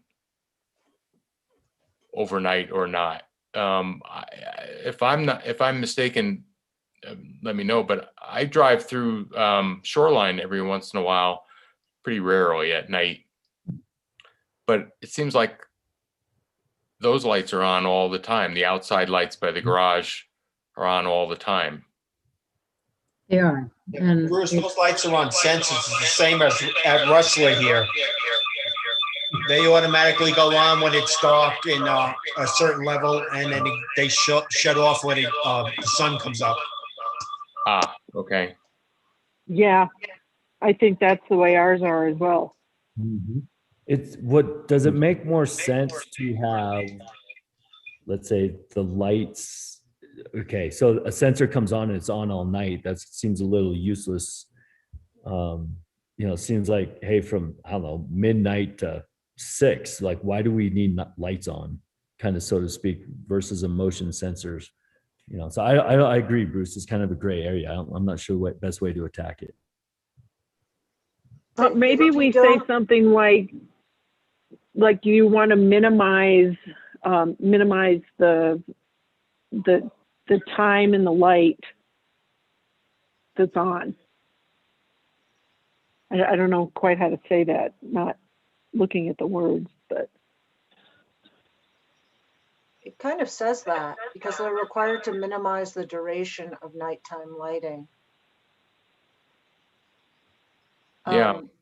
I would just say that it's always, if you make things suggestions or recommendations, they're unenforced, you can't cite someone, so they're not really they don't have teeth. Yeah, I think the question is, do we want to be specific here and prohibit dusk to dawn lighting? I have an idea, Bruce. What if you simply took that number 1 and added are required to minimize the duration of nighttime lighting from midnight to 6 a.m. or something. That way, if people have parties or guests or something, certainly lights might be on as people arrive and leave. Maybe it's a bit of a middle ground. I know this is a hard one. Yeah, because Thomas, then you're talking safety issues that are coming into play too. That's Because right. there are no streetlights anyway. In general, though, I do like the idea of motion sensors because then it does control that if it's being used, then it's on. If it's not being used, it is off. So I do see the value. Yeah. Of that. I think I mentioned this last time. I personally have some issue with the lighting in Shoreline, and it is on all night. And it bothers me through the window, but it's the way that they're built. And I don't think there's anything we can do about it. I was just discussing it with Brian, and it would have to be modified to actually be put on a timer. But the way they were built was so that they go on based on, when it gets dark. And So there is a sensor somewhere, right? Somewhere, yeah. Yeah, we'd have to replace the sensor with probably a sensor / timer. Timer. That's exactly right. You can replace that solar sensor with the timer. That's what would need to happen in that case. And I think that's what this number 1 is addressing is, and it would be something we'd have to educate. And it would also be, we're asking, I think later on in the document, we're talking about, people need to fix this within 5 years. So this would be a potential thing that everybody would have to undertake. I don't know what the cost of it is. And I just looked out my window at Shoreline 2, and it's, they're all lit. Yeah. I mean, there's, we know how many how many doors are there, and lights, just double each door. That's Now, are all those lights under the eaves? Yes. I believe so, yes. Yeah, they are. So they're not light fixtures that are standing, and they're like recessed lights that are in the eaves. They're shining right down, and you could see the kind of like a reflection on the ground. Yeah. Yeah. Is that the same up in Rustler, Tony? Yes. So they're shielded in a sense because they are pointed down and they are under the eaves, but you're still getting light coming out. Can we make a requirement instead of having everybody change their lighting? Can we make a requirement for any new construction to have motion sensors and/or timers on that? Like Shoreline 3? You can do that, yeah. I was thinking the same thing. Which is kind of the point of what we're doing here. And yes, we are making everyone change their lighting. If it doesn't comply, they'll have 5 years to do it. But this would apply to Shoreline 3, let's say, and anyone getting a building permit from here, from when it's approved by the council going forward. Right. What if it was this may be just too technical and too hard to police, but if it was, dark sky from say 11 to 6 a.m. or 15 minutes after, an area is in use. Let's say you have some friends on the deck, you want to keep them open until you go in at midnight. Great, fine, we don't mind, but you got to turn your lights off after that, 30 minutes after or 15 minutes after an area is in use. I don't know. It's really hard to police. The point is just we don't want lights on all night. Yeah, I think that maybe it's better just have a prohibition against having them on all night when there's no use for it or something like that. No public safety, no safety concern or something like that. But the way it's written, it doesn't prohibit people from having lights on. You know, if you're having a party, you can have your lights on. Right. The idea is just, you know, that you're not leaving them on all night. Right. So I think that's the goal here. That's right. We're not trying to keep anybody in the dark. It's just for unwanted light. When you don't need it, it should be off. Right. And maybe that's the wording is, dark sky from, let's say, midnight to 6, unless actively being used or something like that. Yeah. Or not, or something to the effect of not leaving them on all night unless they're being used. Well, I think that's something for the education perspective part of it. I think when you're writing the ordinance, what you're trying to do is get everybody to design for those that are not yet in the ground. From design perspectives, that's the easiest point. You just don't allow things without sensors or timers. For going backwards and retrofitting, I think that's where we have the biggest issues. And then the rest is education. It's about, don't leave your lights on. Don't have a light that can be just left on. But it can happen occasionally. It's not going to be the end of the world. So I think we need this kind of language, or if we wanted to be really specific about prohibiting dusk to dawn light, unwanted dusk to dawn, then we'd have to put that in here as well. But again, I think for now, I think this is good. And unless anybody wants to change the timing, we'll take it to the town council and they may have other ideas. That sounds great. Yeah, that works.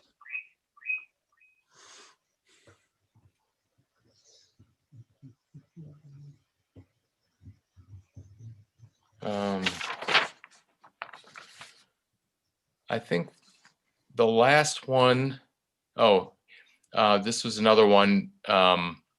Existing lighting on or before 5 years, all outdoor lighting shall comply with this code. This is where we are asking people to retrofit their light fixtures to comply with this code. The mayor said, why 5 years? Why don't we do it in 3? My point is 5 years is kind of the maximum when you're applying for the dark sky certificate. If you have 5 years or less in your code, then you comply. For somebody that just built their house in the last couple of months, to have to change some of their light fixtures right away, hopefully a lot of people would do that, but just gives them a few more years to comply. So if the mayor's point was, why don't we make it 3 years? I'm still kind of comfortable with 5. I think we should try to educate people to change them as soon as possible. But the longer we can give them and still comply with dark sky certification, to me, is the benefit for the town or for the residents. Bruce, I'm inclined to agree. the mayor, and we can always put in a provision that they can ask for an extension.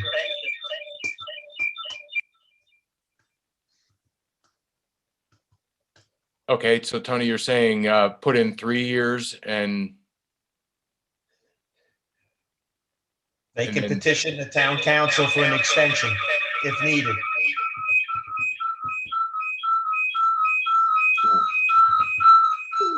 Anybody else? I agree. I think 3 years makes sense. I think that's reasonable. We could do 3 and they can, with the exception of an extension. Okay. That sounds okay to me too. And then the last one was in enforcement and penalties. The mayor's perspective was this was too lenient. His recommendation was first notice should be 3 months, the second notice 5 months, and the third notice 6 months. I don't have a problem with any of that. Anybody Because else? they could, if we're given the option of applying for an extension. What about part-time owners that aren't here for 6 months? So first notice 3 months. That's Second- true, actually. Brian next to me just said, what about part-time owners that aren't here? That's what I was just thinking. Yeah, we have Well- two either side of us. They already Maybe have they 3 need to years just, though. We're giving them 3 years, Mm. and this is just after the 3 years. If they haven't done it, they get a notice, and they have to do it within 3 months. Yeah, okay. So they have 3 years and 3 months, or they can petition the town Yeah. for an extension if they're not here. Okay. Okay. So, Yeah. and this maybe isn't the time to bring it up, but maybe one thing we want to think about, if when this is passed in the form, if some kind of email or however the town communicates to the residents about the new lighting ordinance, and it basically starts the 3 years from then, and someone can't say, oh, I didn't know about this, or that I'd have to do it. Yes. Yeah, we'll have to, we'll definitely have to communicate this to the neighbor, to all the residents. I'm not sure what the, if the town just put something on their notices, Put it in the electronic newsletter that they send out. the Hideout Herald, The Yes. newspaper, yeah. definitely. Yeah. It might also make sense to include it in billing, like for the electric billing or Utility water billing. Utilities, yeah. Yeah, great idea. Yeah, except I would think a lot of us just do auto pay and may not. Yeah, right. That's true too. I think printing this up somehow in some sort of printed document so people can actually look at all the details might be a good idea. Put it on the website. But yeah, and put it on the website. Okay, so we've gone through any of the comments that looks like just pretty much Thomas and I made. Does anybody else, having reviewed this, want to go back to anything in the document before we save it? And I just want to clarify, the existing lighting on or before 3 years, all outdoor lighting shall comply with this code. We're talking about we're just talking about putting motion sensors on the lighting that Shoreline has now, correct? Or timers, yeah. Or timers, okay. and fixtures that you have, like I have a couple of garage lights, one on either side of the house, that are not fully shielded. So those would have to be changed.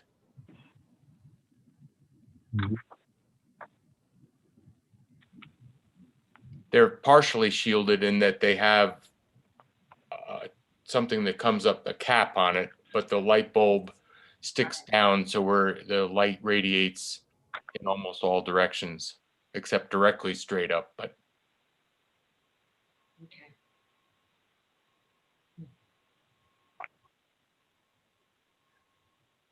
so those kinds I didn't of see outdoor anything. lights. Sorry.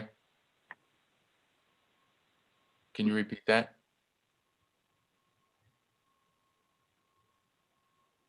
I was just going to say I didn't see anything else Oh, that okay. needed further comment.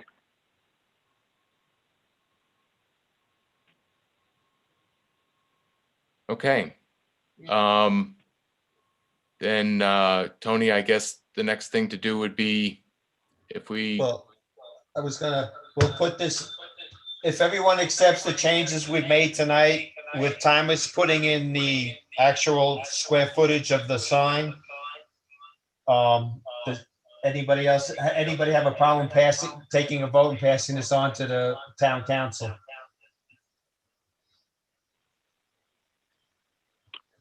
I move that we pass it on to town council. Okay, first we're gonna have to take a vote and pass the ordinance, and then it'll go to the town council. So in that regard, does anybody want to make a motion to approve the dark skies ordinance as it stands after the amendments tonight? Tony, I'm sorry, this is Thomas, but just FYI, I think you might have one or two people who have their hand raised. Maybe they have comments if you want to take comments. I'm not sure. This is not open for public comment. The only part of the meeting that was the strong phase 3. Okay. Yeah, it's up to you. It's not a public hearing, so you can choose not to hear the comments. There's also not, if you wish to hear what the comments are, there's nothing illegal about accepting that public comment. So it's up to you. Who has their hand up? And it looks like they just went away. I think it was Michael McLaughlin. It was, and it went away. I don't know if it timed out, or Michael, if your question was answered. Michael, are you still on board?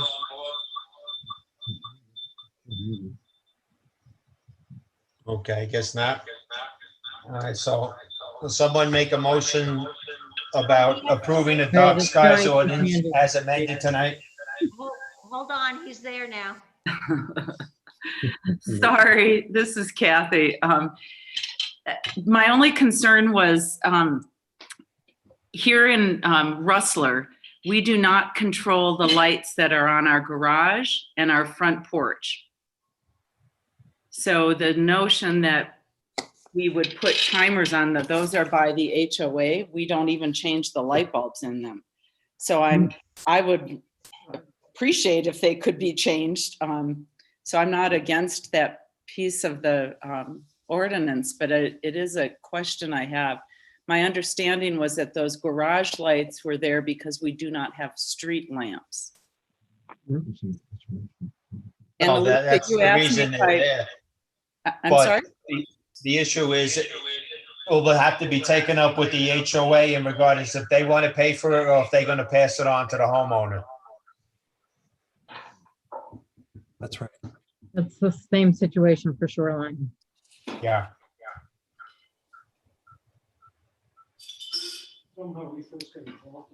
Yeah, and so then my other part of my question, and Alicia, I appreciate you asking me if I did have my hand raised, but you've blocked us out of the chat box, so I couldn't respond to your question to me. So neighbors in front of us, for example, in their back porch, which they can control, when they leave that on all night, which they have done. In fact, they've done that when they've left for their part-time residents, and so then they've left the light on all night. So how do we, control that? So I'm hoping that is included, that those lights should not be kept on all night. They do have control over that back porch light, but again, we don't have control right now over our front porches. And that is included. Yeah. And so I would hate to give them 3 months to figure out that they should turn their light off. So in terms of the enforcement, I'd like to see a little better enforcement than giving someone a leeway of 3 months to turn their light off. Well, not to be the bearer of bad news, but we're actually giving them 3 years. I don't think so. No. It's 3 months.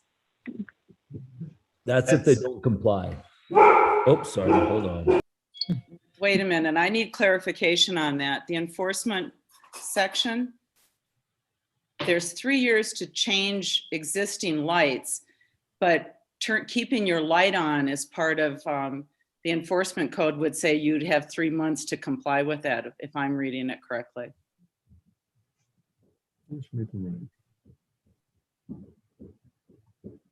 You're right.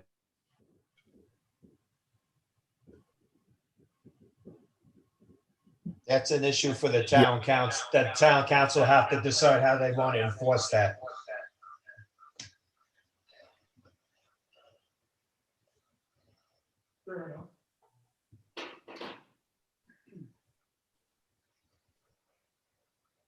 Bruce, would that deal with changing what, I'm sorry, I don't remember, McLaughlin, what is your first name again? Kathy. Kathy, thank you. Kathy was referring to, we're talking about enforcement. Does that have to do with keeping the lights on under that lighting control, or changing the light fixtures to comply? It would really be about the light fixtures. If the light fixtures are shielded, then they would be in compliance. The point we were making before is about having lights on from dusk to dawn. That's the part they would be not, if you have a switched light that you can turn off and turn on yourself just for safety purposes going outside, as long as it's a shielded light, it would comply. But if you left it on all night, that would not comply. So that's a good point. Like, how do you deal with those type of issues? Well, if it's on all night and they're not complying, it would be a violation for the town council to enforce. Right, but they would have 3 months to comply, and that light could be on for 3 months.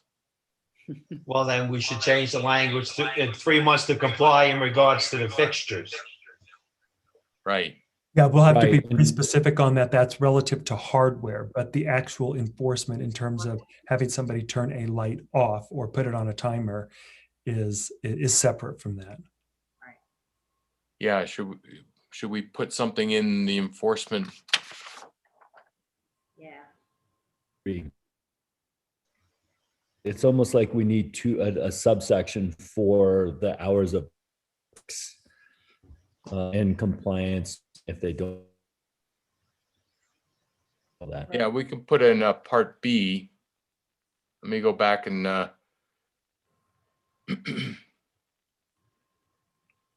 Could do D, except for, what's that section? 10, 16, 10, lighting control, any violation. Maybe make it 2, actually.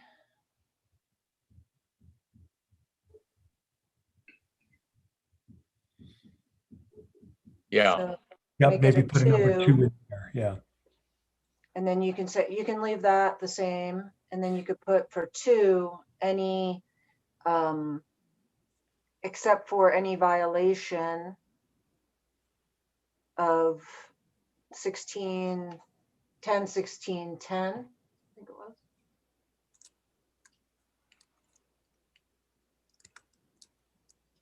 That's right.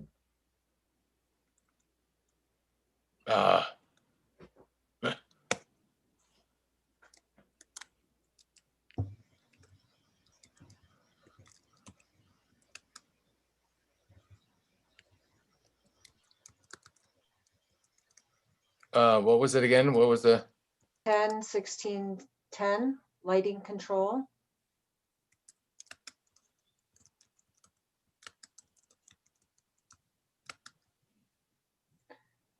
And I would put notwithstanding the above, comma, violations regarding, so it's clear that this is the top one. Okay. Does everyone see the chat question from John Leone regarding is shoreline 1 and 2 townhouses in violation based on being lit all night? They're not in violation because there's no ordinance in effect yet. But the current situation, they would be in violation.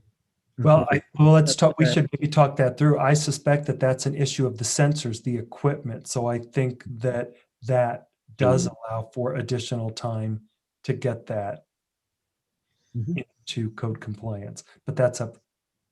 to you all to decide that. But I think that's an issue of equipment, right? Sensors and or the lights. Yeah, that would be something to bring it in within 3 years. So is that something that we should be discussing with the HOAs? So- How This to is have it? passed. When this is passed, I would discuss with your HOA, yes. Okay, so the quick question on that, let's say, so what I'm understanding is the HOA controls all of shoreline 1 and 2. Right now we have a $2,000 fine, which is absolutely nothing to them. Does it need to be 2,000 per violation or a number per violation? Whereas if you're on I own a house, I could be like, okay, 2 to 4,000, I'm gonna get this fixed.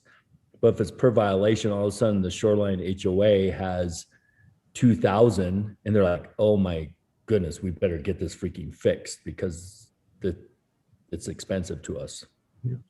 If it's only $2,000, what's their, that doesn't hurt very much. It would be per violation. Right? Do we maybe need to throw that in there? Just Clarify. When you say Throw per that in there after the violation, 2,000. right? But does the per violation mean per unit? Is that what you're suggesting? I don't know. Yes. Is that per light fixture? I think it should be. I think it's per unit and then it gets to where you're going, I think.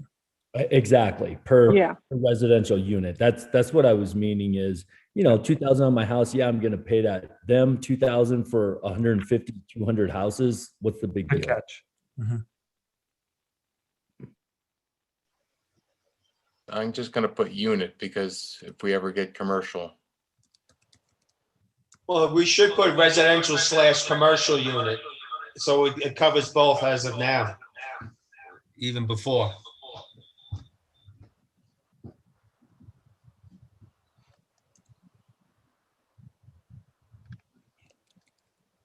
Well, and we should be, if this passes and becomes an ordinance, then we wouldn't allow any commercial, which we don't have, to be designed without it.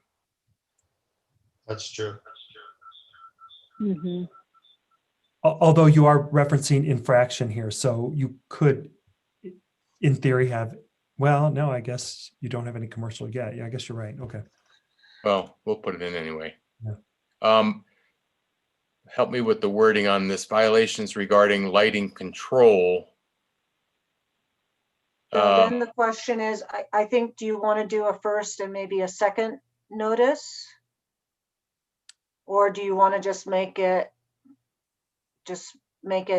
if you violate this, then too bad. Then you get a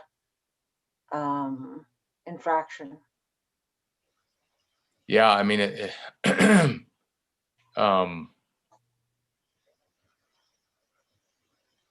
Does make sense to let them remedy it.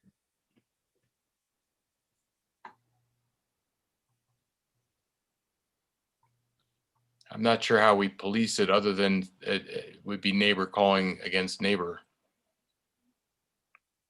You could have a code enforcement drive around, go through the town, at 1 a.m. or something like that and just check. But most likely it'll be neighbors complaining. I know I'd be upset if my neighbor had their light on all night. Yeah. I would complain. And also that neighbor can call the other neighbor and let them know. They may not be aware it's on all night.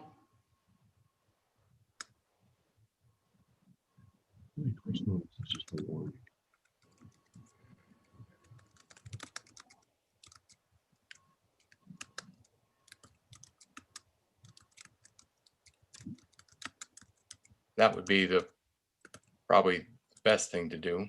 Mm-hmm. Within, we're talking days now.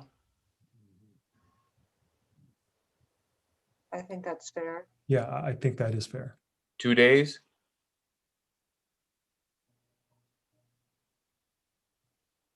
Yeah, I think. Well, what's the notice? Sure. Is the notice some? Well, piece of- doesn't some of this come under the education piece? Yes, but I think this is a little bit of maybe not ignorance, but willful, maybe just not paying attention or something like that. Mhm. Yeah, I So mean, 2 days doesn't seem very long. the courtesy is to call your neighbor and say, hey, your light's on. Did you mean it to be on? But if they're not in compliance, if you tell them and they still leave it on to spite you, essentially, then you have to call the town or notify the town. Then the town has to send out a notice. And after that notice, I'm asking how long, you give them a certain leeway. But I think you're right, Bruce. I think 48 hours is more than enough to turn your light off. Definitely. Yeah. And yeah, I don't disagree. Thomas, how do you see us? Is this a notice that gets mailed? Let's say I don't know my neighbor, they live somewhere else. Is this a notice that gets mailed to them that the city goes and tapes on their door? What kind of notice are we talking? I think this is a notice from the city. This is not the notice of a neighbor to a neighbor. That's just kind of a friendly courtesy touch point. This is correct. the And town. how does this notice get to them? Usually it's written, Okay. or maybe it's a citation at the door or letter, a notice on the door or something like that. It would always be in writing. And then the third violation is we shoot it out with a BB gun. I'm kidding. And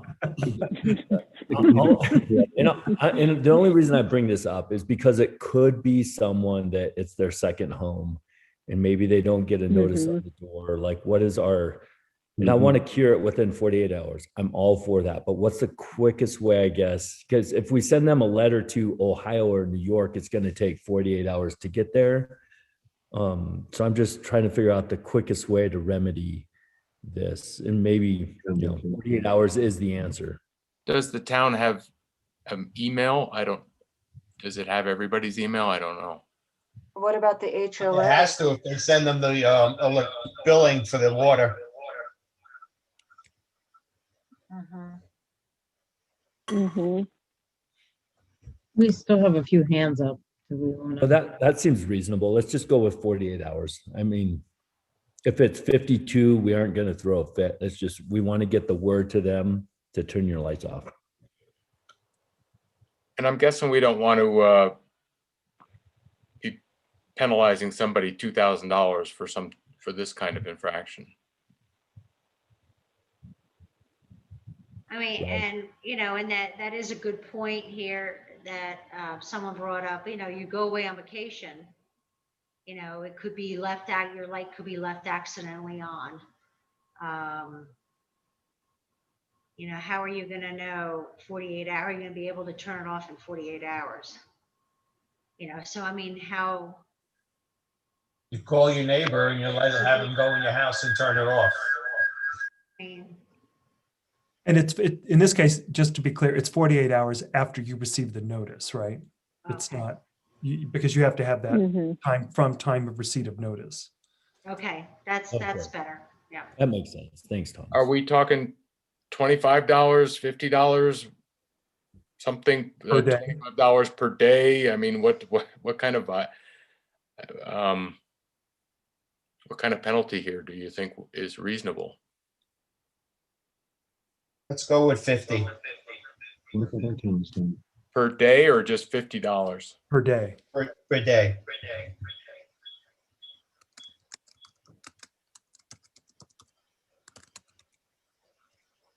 How's that? Reasonable. Looks good. That's good. I would, just also reading section 1, why do you have a lag if for the other portions of the chapter, they have to come into compliance within 3 months. They get a notice saying you have to comply within 3 months, and then you give them 5 months before you give them a notice to appear before the town council. Shouldn't the second notice be after 3 months? You're right. That is supposed to be 3 months. Do you see that in 10-16-14 1B, second notice, if after 3 months? Instead of 5, yeah.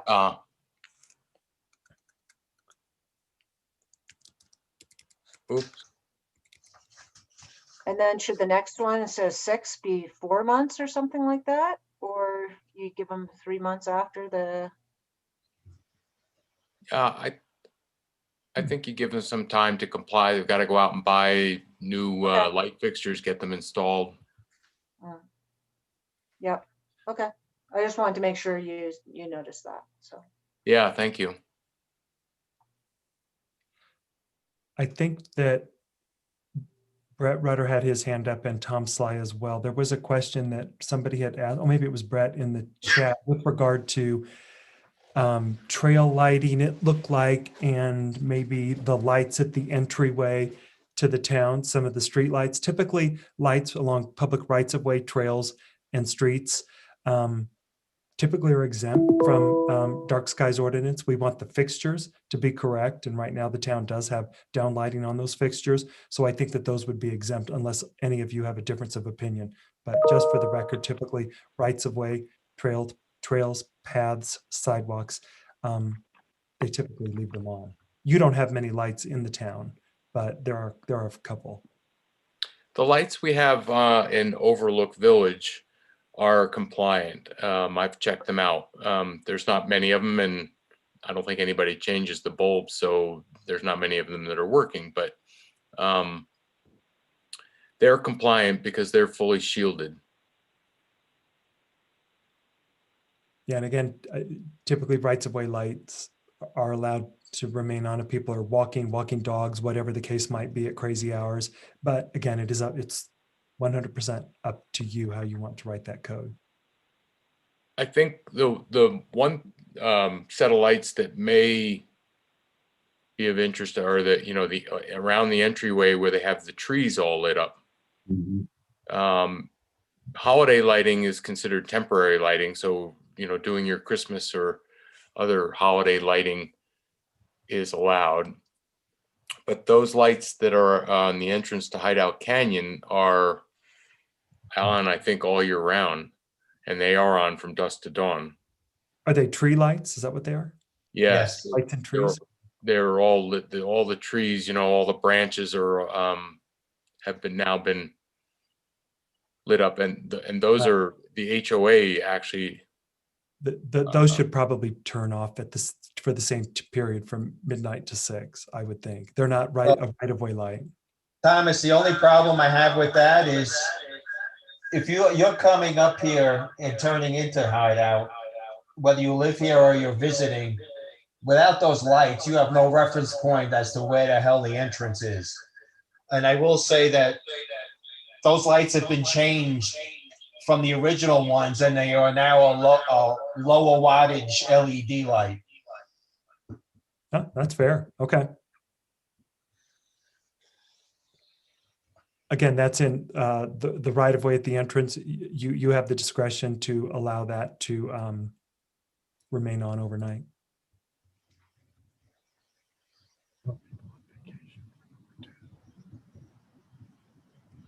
I'm going to stop sharing this in case there's any other questions. We can come back to it.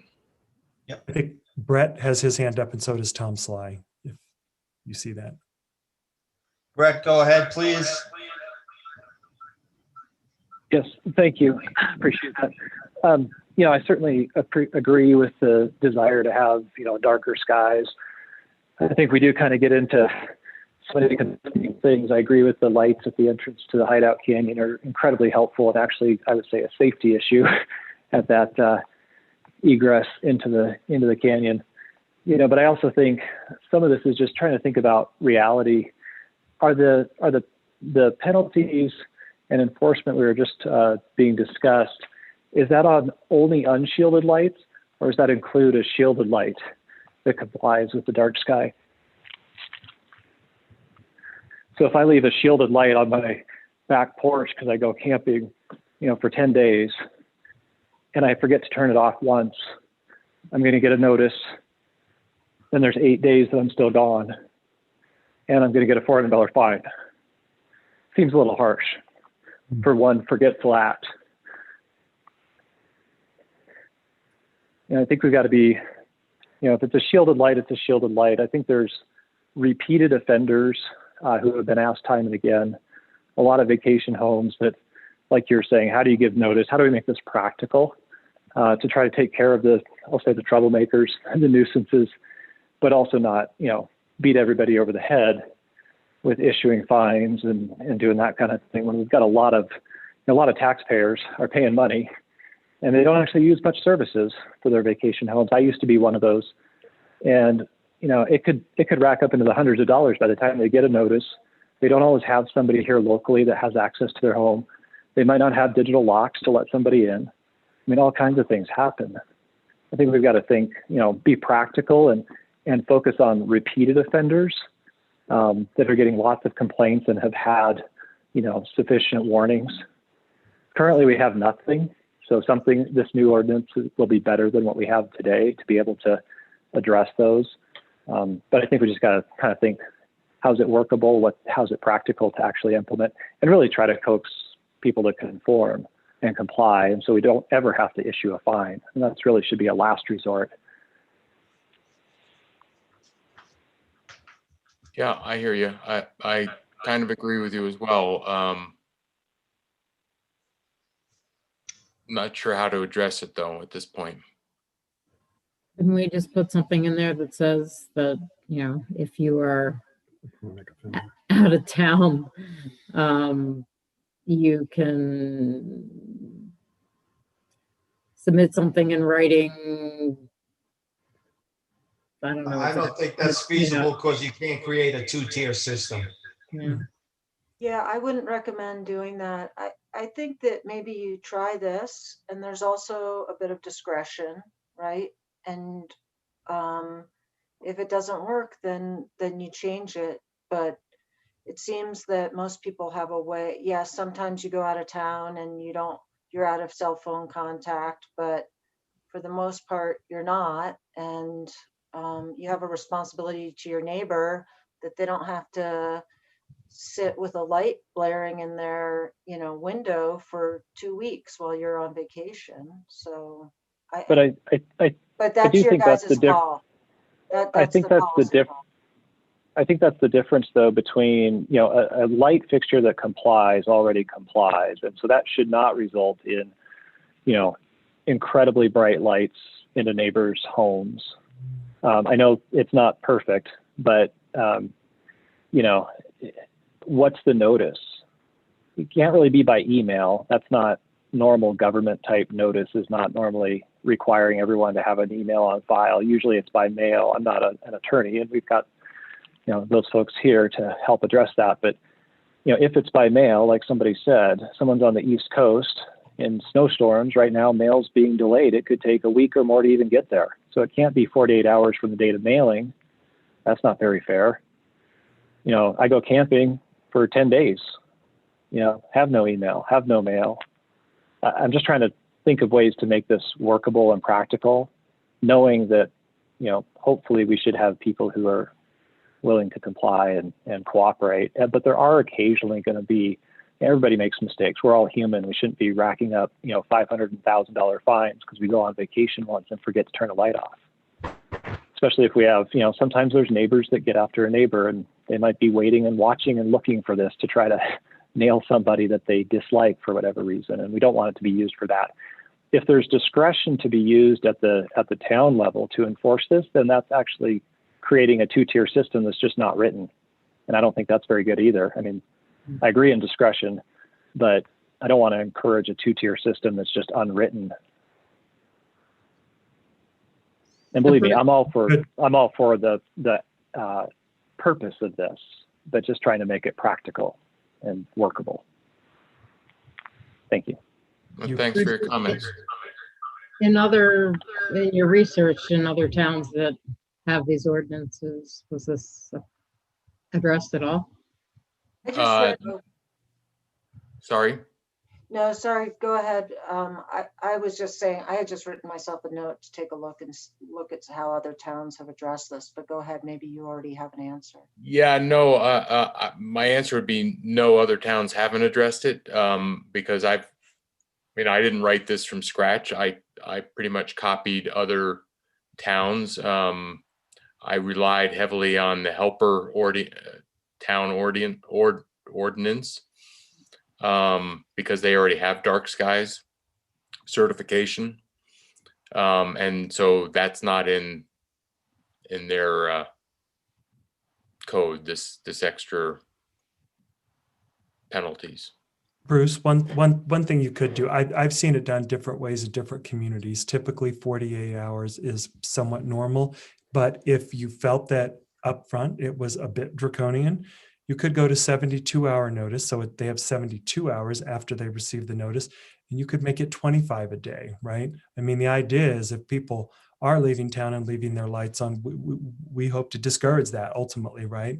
Probably it happens once, it hopefully won't happen again, right? But you could extend the timeline from 48 to 72, and you could reduce the daily fine maybe to 25.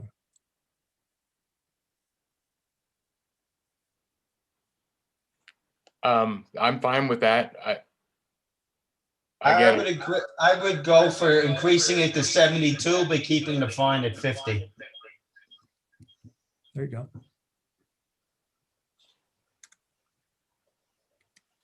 And if we recommend this to the town council, when we present it to the town council, that'll be part of the conversation, I'm sure. Oh, I have no doubt. And that our goal here is, it isn't the neighbor that accidentally left their light on while they went on a 10-day, 2-week vacation. I think, they're going to realize hopefully that, another neighbor will tell them, hey, listen, you just left your light on, try not to do that again. We have a dark sky ordinance. I mean, a little conversation from another neighbor, I think, would be the first line, the first, thing we should do. But the other thing, I think I think I was concerned more with Kathy's situation where she said something about trying to contact them, and they're aware and they still won't comply by turning off the light. I think that's more the goal.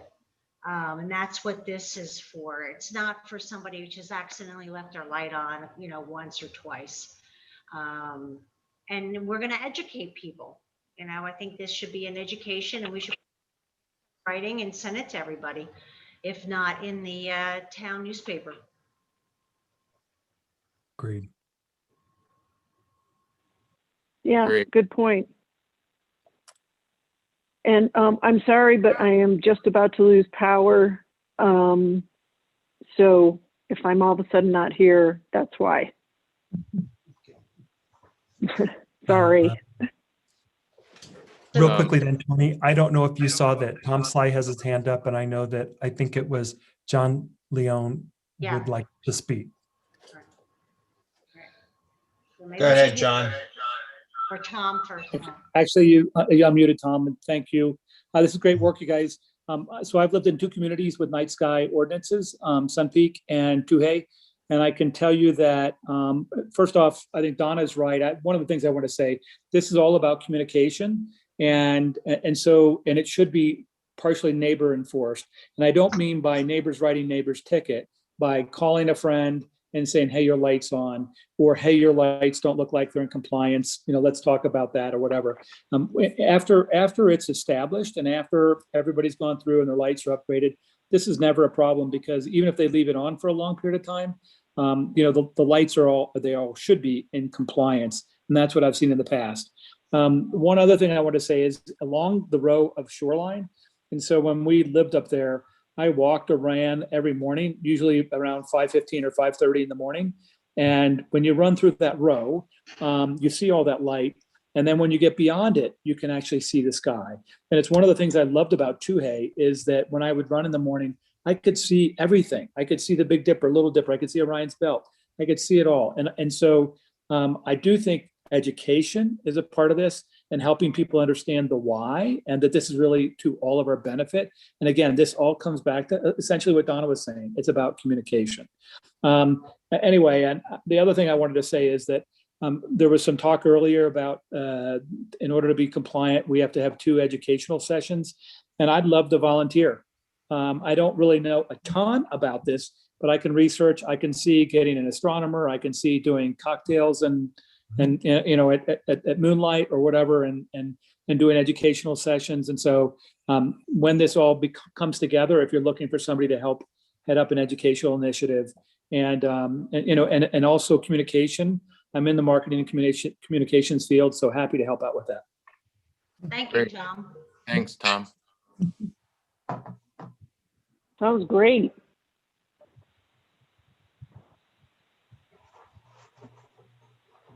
Thanks, Tom. This is John Leone. Thanks,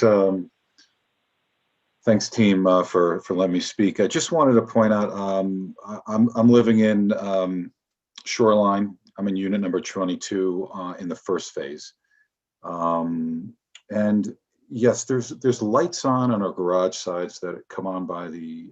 I guess they're paid for by the association, and they are also controlled by the association. I personally don't mind them early in the evening for safety purposes, for security purposes.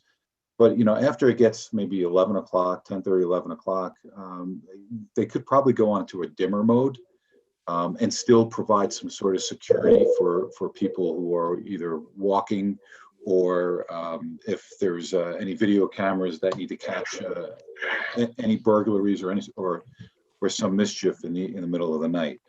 I guess my question is what sort of thought have you put into, with these ordinances, how to properly provide security lighting that is not invasive to the nightlight? Well, John, let me ask you a question. What security lighting is there now other than what's on your house? There's no street lights, there's nothing like that. That is correct. But does putting this ordinance in existence cause a liability on your parts if there is a security issue? And I think that's what I'm kind of pointing to, that if we get rid of all the lights, it helps us out with the night lights, what I would love to see myself. I mean, right now, I look out of my window right now, I can see Shoreline 2 lights, the 4 rows of lights. And it's bright. It's very bright down there. I know that the people that live behind me in the upper row on Shoreline Court, North Shoreline Court, they're looking down at my lights. And, you know, again, these are controlled by our homeowner association, which was designed and set up by Shoreline and improved by, I guess, the design review. So that was my general question. I know there's some holes in it, but it's a thought process that I just kind of came up with, and I was thinking, well, if we take away these lights, people are going to be walking in the dark. They have to bring a flashlight, that's fine. But it could also open up the door to possible liability issues. And I was just trying to bring all that together in one short comment, and I'm sorry I went too long.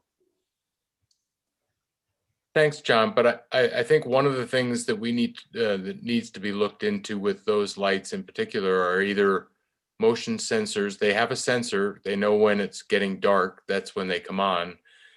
So there's a sensor in there. Is there a way to change that sensor to a motion sensor? Or if it's a timing thing, is there a way to dim it at a certain time? Can the light bulbs be changed so that it's a lower level of light? There are other in the ordinance. There's ways to get around this, I think.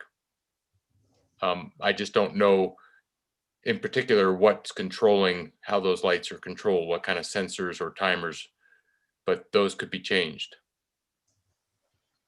I can just also say, from a legal standpoint, I'm not concerned about liability to the town if it's dark.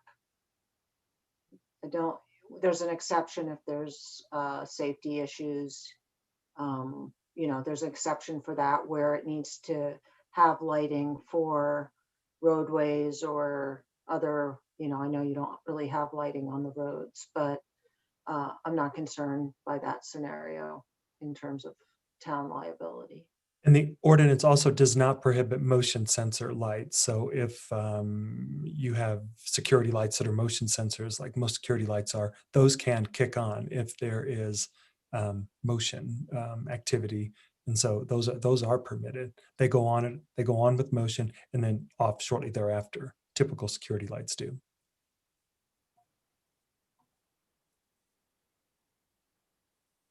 I think what John was referring to, I'm an electrical engineer, by the way, was when we talked about commercial lighting reduced by 75%. So allow some lights for security. We could, I think that's what he was suggesting, is maybe after 10 p.m. or something, they or 11 p.m. they go into a dimmer mode, right? Where they're, I don't know if 25% is the right number, but. And that's something we could look into. And again, I think that we'll probably tidy this ordinance up over the course of the next few months, the first 6 months, the first year. And John also noted in chat, yeah, a combination of timers, motion detector, and dimmers after certain hours. Yeah, to your, thanks. Yeah, as we have more construction, we're definitely going to need more of that. Yeah, when phase 3 comes in, it's going to be like a Christmas tree down there. Well, that's the. I'll tell you what, I'll offer to go research what kind of device. I'll figure out where, at least on Shoreline Phase 1, where the sensor is. I haven't even looked where it is, right? Because there's a porch light too, which is inset back, right? Which a motion detector might not cover the driveway if we just replace the sensor. So I'll look at that, and then I'll also research, is there any kind of combo sensor we can put in with, timer, dimmer / motion sensor that could work. Yeah, and you don't want the motion sensor, to your point, to have too much of a reach or too little reach. And they also noted in chat, one of the most annoying lights is the one at the golf course maintenance shack. It goes off all the time when I guess cars drive by. Yeah, when everybody drives by, right? Yeah. Yeah. I don't believe anybody else has their hand up for a comment. So at this point in time, does anybody want to make a motion, entertain a motion actually, to present this to the town council with the changes that were made tonight? Actually, the kind of legal terminology should be to forward a positive recommendation to the town council to pass. Thank you, Polly. Thank you. Okay, so does anybody want to make a motion as to how Polly stated it? I'll make a motion. And do I hear a second? I'll second it. Okay, we'll take a vote then. Bruce? I vote yes. Donna? Glynis? Ryan?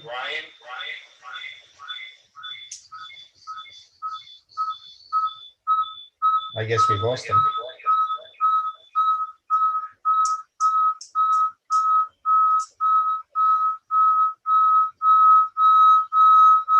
Ryan, on mute.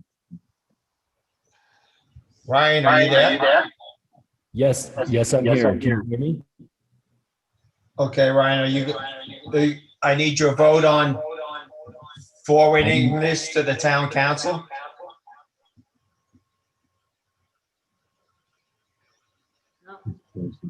You froze.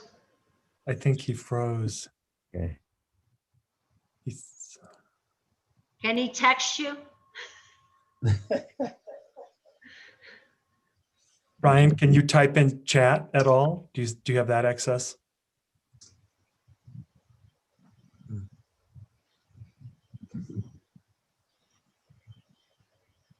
There it is. Yes, in chat. It's in chat. Okay, thank you. And Tony, I'm a yes. So that's 3 yeses. And therefore, we'll forward this on with a positive recommendation to the town council for their review and action. Okay, and then the last thing is, does anybody want to make a motion to adjourn? I'll make the motion to adjourn. Okay. Anybody second it?